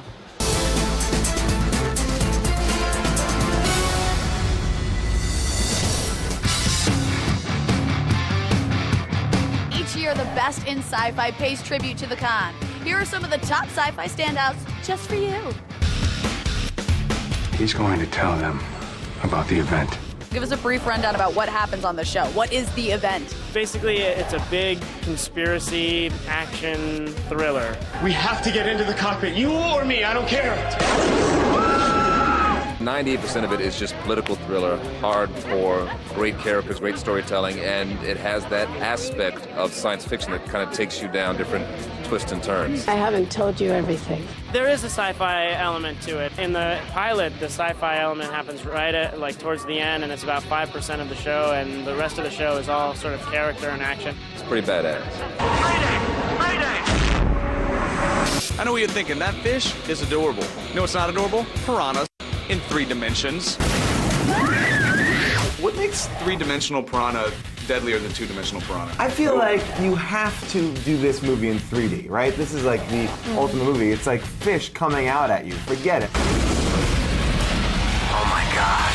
Other than Avatar and some of the animated stuff that's come out, we haven't really seen the potential of 3D yet. People are very excited to see a remake of something that was completely campy back then, and you can make it campy again, and people are still stoked. Alex Aja, the director, does such a great job of making the scary stuff really scary and the fun stuff really fun. I think one of my favorite scenes is the chainsaw scene. When Oh, yeah. he gets Yeah, the chainsaw poor and he motor. just takes on all the Yeah. piranha. That Or for I me think is it's a like the motor, ultimate. you know, it's an outboard motor. It's exactly what you think. Piranha 3D, that's what it is. Like, yeah. It will not disappoint. I promise you. Semper Fi, the battle cry for the Marines against the alien invasion in Battle Los Angeles. Hoorah! We don't know a lot about this film yet. What can you tell us without giving too much away? Just think Black Hawk Down with aliens. Why LA?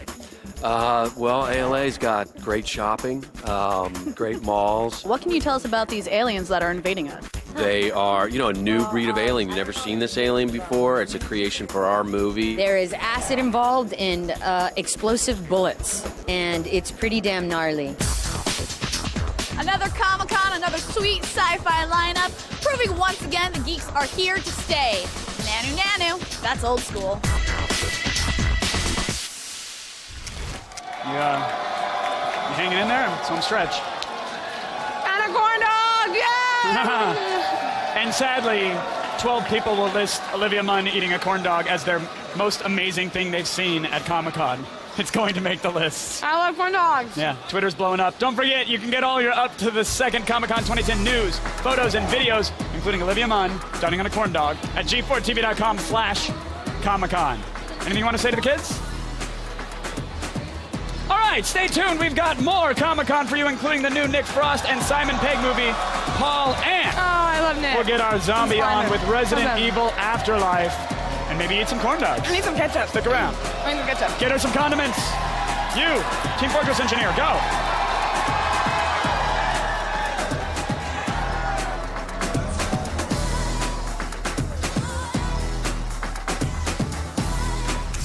Comic-Con 2010 Live is brought to you by Resident Evil Afterlife 3D in theaters September 10th.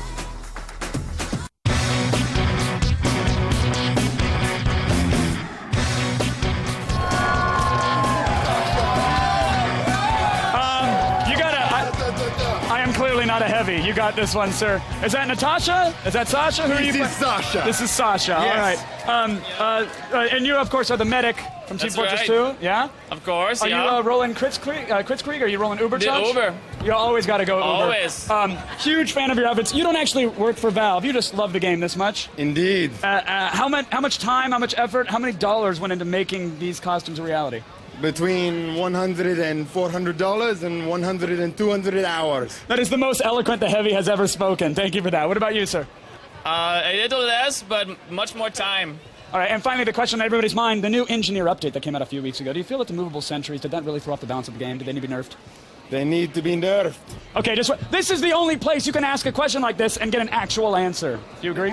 Agreed. Okay. You're too powerful. By the way, there was a red spy behind you, so make sure you check and just start spamming. Oh, no. Where is... No, there's a spy! Get it! Spy is the spy! Olivia, go! Do something, quick! I'm ready. Nick Frost and Simon Pegg have given us nerds a lot to be thankful for over the years. Now they're back with a new movie about two comic book geeks who accidentally discover an alien life form. Please welcome Nick Frost and Simon Pegg. Yay! Let me just hold on. Yes. All right, high five. Thanks for wearing your badges. Credited. Thanks for wearing your badges, because We wanted you to know who we were. We wouldn't have let you up. Now, it's obvious that you guys love being here. I mean, this is like, second home for you guys, I'm sure. Have you had a chance to get out on the floor and geek out at all? Yeah, we went out straight away when we got here. Thursday we came and walked the floor. Do you have to do masks, or they just walk around? I wore a mask, yeah. What'd you wear?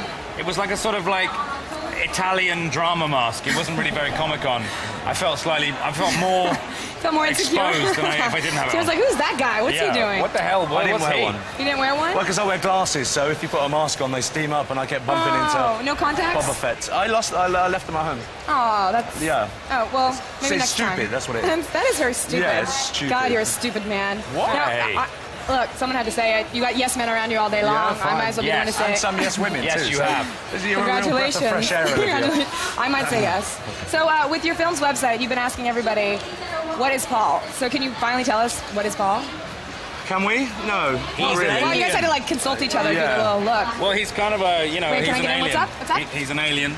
Okay. You'll see it. I mean, we're going to do a panel shortly and yes, reveal him for the first time. Yeah. So there, look, there's me. there it is. Now, you guys, that is whatispol.com. There's me with my Rejuvenate mask on.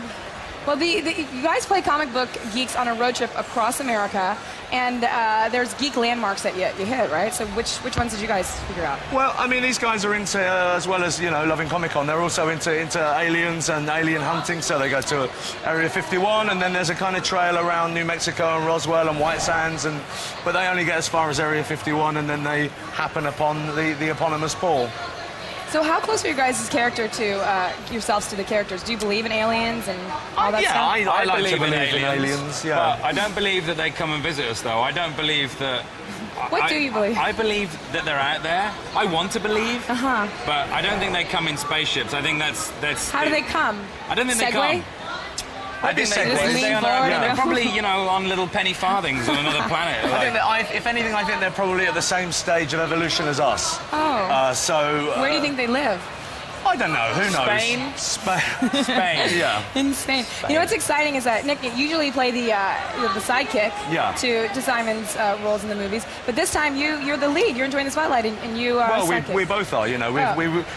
We wanted to mix it up so people didn't get bored with what we were doing. So this is how we've done it. You mean bored with Simon? Is that what you meant? It's more bored like with that guy. How would you get if you're bored of him? You're bored of life. He's like Venice. I'm not. He's like, look at that. Me and 20 slave Look raiders. at you. You're enjoying your Comic-Con, aren't you? Life, yeah. Now, since Paul doesn't really count your guys like your whole Blood and Ice Cream trilogy, right? So can we expect more of these? So it's gonna you usually do like a whole series. A Paul 2, you mean? Like a Paul 2, Paul 3. Maybe. We had such a great time like making Paul this movie. Step up to the streets. Yeah. Paul 2, like Roman numerals 2. Oh, that's clever. Paul in 3D. Or Paul 2, TOO. Paul TOO. Olivia, Like there's not enough hours in the day for what we want to do, so hopefully. Well, you're doing Star Trek, and you're also coming on to Mission Impossible. Star Trek, yeah! Star Trek, yay! And Mission Impossible. Yeah, right? well, kind of, maybe. Maybe-ish. Maybe I just... that kind of got announced slightly prematurely, but yeah, I mean, hopefully it's all up in the air. You can't do anything in secret these days. No. No, not with the internet. So, No. so are you excited? Is that something that you love doing? Or you just want to keep doing movies? I can't be bothered with it, Olivia, to be honest. I find it all very boring It's and really, tawdry. it's so hard to have a trailer and have tons of I money don't want to and be in people Mission are in Impossible. movies. Yeah. Well, you love the action. I mean, you're so great in Star Trek. You were so funny and so we're fantastic. doing another one. I think it'll be next year. J.J. Abrams is a master secret keeper. So I mean, I've been bugging him for years about what's going to happen in Lost, and he never told me. So I mean, as far as I know, we're making it next year.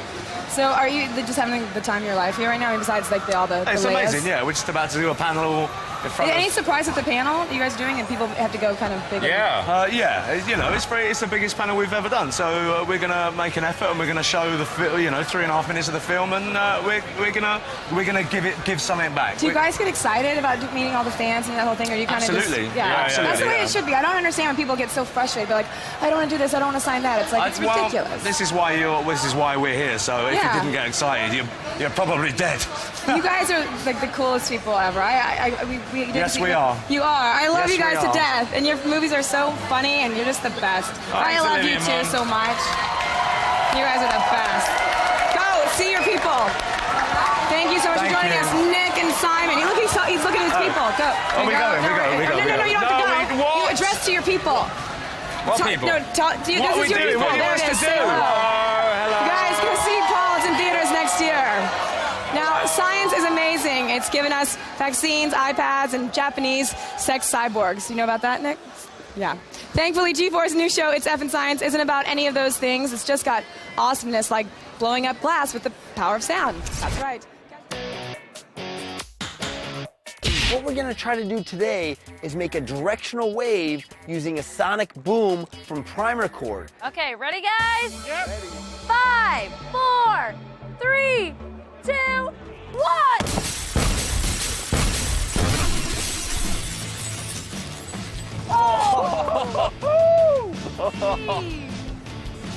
Now that was an effing explosion. Catch an all-new episode of It's Effin' Science Tuesday night at 9, only on G4. And coming up next, don't miss a sneak peek of an all-new It's Effin' Science. Go to g4tv.com/science for more info. Good, I'm fine. Yeah. Hey, everybody. Are we live? Well, we're live. Okay. There's probably only one company in the world with a worse PR problem than BP, and that's the Umbrella Corporation. Oh, come on now. It's true. I'm sorry. They're behind the villains of the Resident Evil series, and joining me now from Resident Evil Afterlife, Mila Jovovich and Ellie Lauder. I think it's fair to compare the zombification of folks to BP's disaster problems. I think that's on par in terms of a PR nightmare. Well, Umbrella Corporation is a little better at cleaning things up, though. This is true. They're a little more forthcoming. Yeah. As shady goes, they're actually better. You guys are sci-fi babes, to say the least. I hope you don't mind me saying that. Thank you. But walking around, do you see people like cosplaying as characters you've done? It's just so much fun to come down here. I love being down on the floor because this is where the real fans are. So to be able to come down she actually and has the see guts it, to do it. I love it. haven't gone down on the Great. floor, so I haven't seen it. I mean, last time I was at Comic-Con, I was Yeah. about this big. I know. And you were We about this traded. big. And now it's like... And now we covenant together. Body swap. I like that. You don't? You're not afraid running around down there? Don't you put a mask on No, or I some mean, other they give crazy? us some security guards, but I mean, it's so much fun because this is where all the energy is. I mean, this is the It center really and the is. heart Right. and soul of I mean, Comic-Con look right at here. that so. behind These are your Amazing. peoples. These are your folks everywhere. 15 dudes just went, that was for me. That was for me. Is the fun ordering security around so they can knock people out of your way? Is that half the fun, just throwing the fans around? Well, listen, we're not in Moscow, you know. No, this is true. Safer here. We get love here. These are our people. Well, you guys are both people. Resident Evil veterans. What's the main difference, or is there one, when shooting in 3D? Well, we both got punched a couple of times in the Oh head. my God, absolutely. Learning the stunts a different way because a lot of the cheats don't work. Yeah. Right. So it's like, okay, get closer, get closer, Yeah. get closer, boom. All right, we got it. Moving on.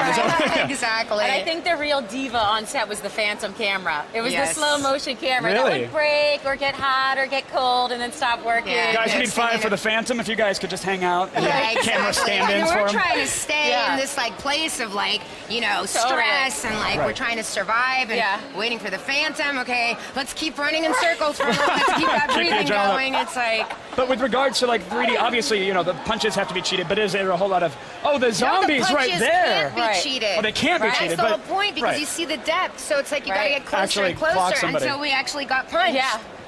But will there be awesome 3D blood splattering on the audiences coming out of them? And I think that Resident Evil was built to be in the 3D. And, you know, we're not one of those 3D movies that just, like, hopped on the bandwagon to be trendy and cool. Right. This movie, Paul wrote to be shot in 3D. by the way, I you don't mean, have to this is call the out real Avatar. deal. Just say it. If you want to call out Avatar, No, we got call the it out. second film to get their cameras. Of course. I'm calling out some other films that were like, oh, let's be cool and be in 3D. Well, you know, the fact is the 3D medium is so made for a Resident Evil movie because there's so much flying, there's so much action, there's so much just like crazy gun work, explosions. I mean, that's what 3D is meant for. Of It's course. meant for people to be sucked into this like crazy video game world. Yeah, and I got to say, I'm glad you called that out because doing the conversion, that's one thing that some Right. people are doing. You guys are doing this from the beginning in 3D, and it's going to make I a mean, the world of second difference. film to get the cameras from James Cameron's Avatar. I mean, that's pretty amazing. Yeah, to say the You know, and I least. think every film, the fact that we love Resident Evil and we've always wanted the best for it, and it's always been done with so much love and so much honesty, and just being able to shoot in 3D was another testament to like, we spent a lot of money and a lot more time shooting this movie because of the 3D aspect, but we believed in it so much, knowing that like this would just take it to a whole nother level, you know? Right, if you're going to come back and you're going to shoot a fourth, there better be something fresh and different and new. And like this makes you go, all right, this is going to be the best of them all. Paul wrote it. He's so excited about it. And Get me this zombie is like, teeth I have to coming say, out of me from the screen. I've only seen it in 2D, and it kicks ass. So yeah, the movie can hold up in 2D, that's great. But I It is haven't even asked sick in about the 2D. film specifically. Afterlife picks up where Extinction left off. So story-wise, what are we seeing?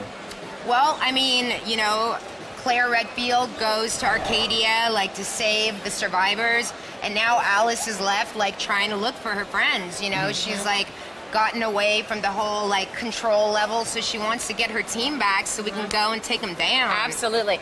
We tell the boys to step aside so we can You guys got this. It's 3D time. Let's see the ladies there. Well, Wentworth did do some Wentworth good did a good job. bookkeeping, Well, It's nice of you to throw him a bone. That's nice, yeah. You can come here. And do your clones play a giant role in this? Are there going to be hundreds of thousands of you running around in 3D? Well, there's definitely quite a few of us running around. You know, it was Never enough of pretty- you, girl. Never enough of you. Next one we need to clone this one. Well, she's This already is got a little clone in here. Congrats on that. Thank you. At the Thank panel, I hear you're doing a competition. People will be able to name your child. That's very sweet of You you. have any ideas? To let the nerds decide. I know. What do you have? Do you have any?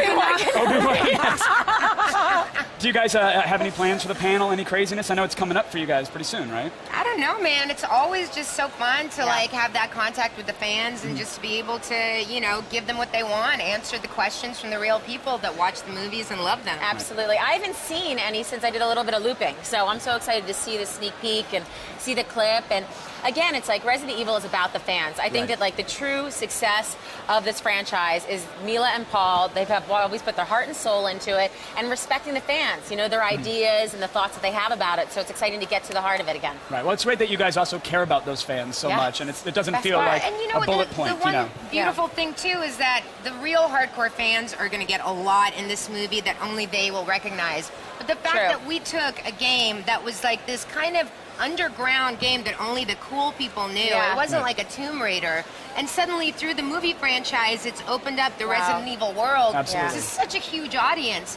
I mean, there's so many new Resident Evil followers now. And after my these mother's now films. afraid of It's super amazing. viruses. I mean, it's ruined her life as well. Well, listen, you know, I told everybody if there's a zombie apocalypse, I'll tweet you all my address. That's it. Come to my It'll be house. We'll be the able last to- thing I see when the apocalypse starts is a tweet from you. Well, you guys both are absolutely phenomenal and gorgeous, and thank you for gracing us stage. We appreciate it. Thanks so much. You guys, Resident Evil Afterlife hits theaters this September. Thanks to Mila and Ali. Thank you guys so much for being here. Up next, Jon Favreau takes us into the world of cowboys and aliens. We'll be right back after this. Stick around.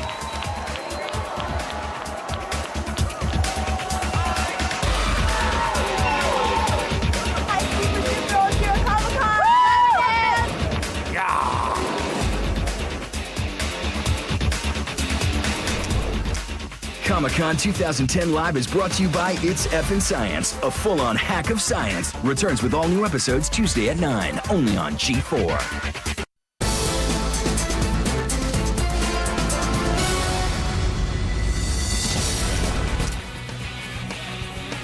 You want a real Comic-Con exclusive? I know what's under He-Man's shorts. Hee-hee.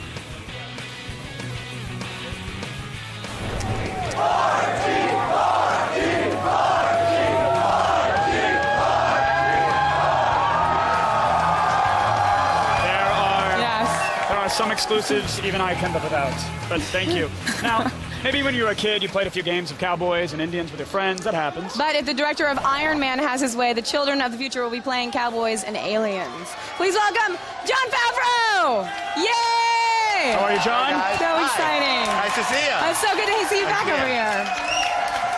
Now, John, for those not familiar with the comic series, I mean, did you, to find Cowboys and Aliens, did you go to the back of an old dusty comic book store and sift through a bin and go, yes, this is the one? No, actually, I was here at Comic-Con last year, and I met Kurtzman and Orsi. They're a producing and writing team. They did Star Trek, the Transformers series. And we hit it off, and we had a meeting, and they pitched me this idea.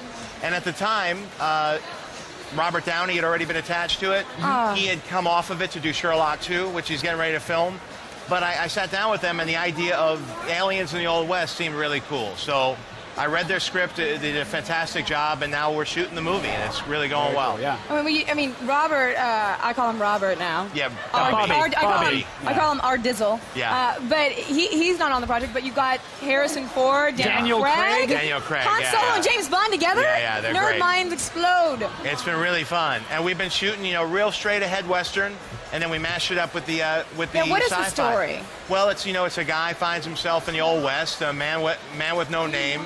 Turns out he had been abducted by aliens, and now the aliens are invading, and the cowboys, the Indians have to fight together to defeat the aliens. Wow. And what's the mix of sci-fi versus old school Western and I mean, do they just out of nowhere there's alien ships and lasers? Yeah, kind of like that. We kind of went old school Western, and then we went classic sci-fi. Very cool. Close Encounters, Predator, Alien, that type of Mars Attacks, style, if you will. A little bit of that. So the whole thing is how it comes together. A lot of action, some humor. And a great cast. We got Olivia Wilde in there as well. Yes. Adam Beach, Sam Rockwell. We have a great ensemble. And so we're having a really good time. I'm shooting right now. I just shot last night till 6 in the morning. Flew out here just to say hi to the guys at Comic-Con. Very and I'm flying back this afternoon. I know you, and I know how big of a geek you really are in your heart.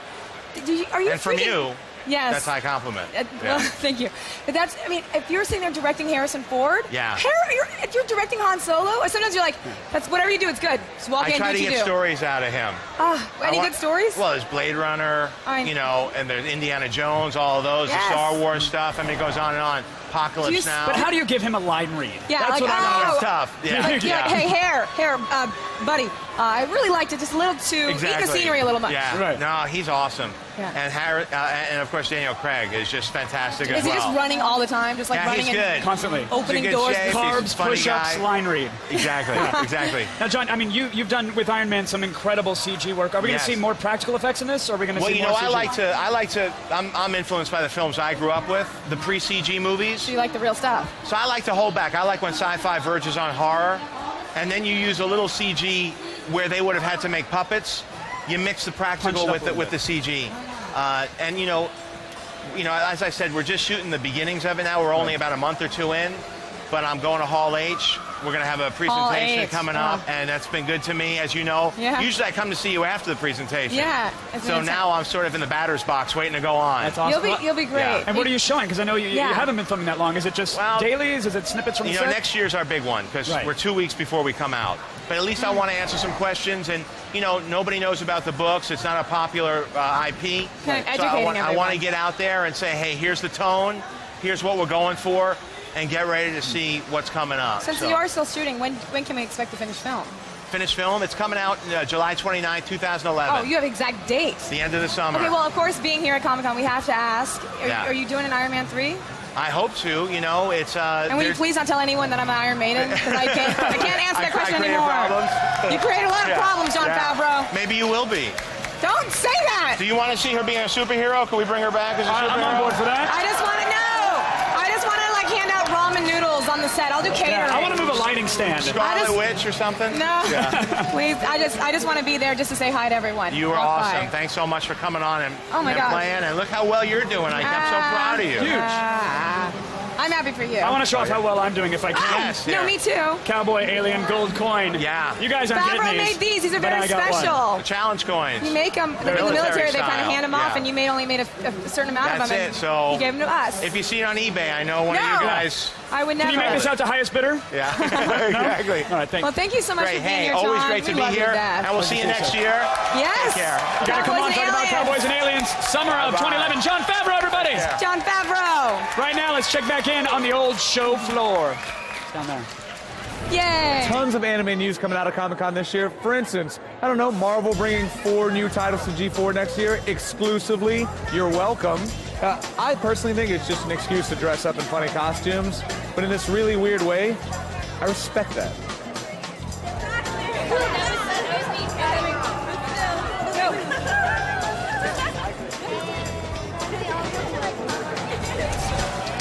All right, Miss Munn, I think we did it. We did it! We did it! Comic-Con 2010! It's going in the bag, but before we do, favorite thing you've seen? What have you got? Oh, what do you know, like? so what do you far hate? all these, everyone coming on, like I got just fun hanging out with the guys from Chuck, and they were dancing, and then Community, and all those guys there. Our and of course, stage was Favreau. fun this year, My man. favorite thing was being here on the stage Yeah, with everyone we around had the us. hottest spot at Comic-Con, Yeah, it's for awesome. sure. What about you?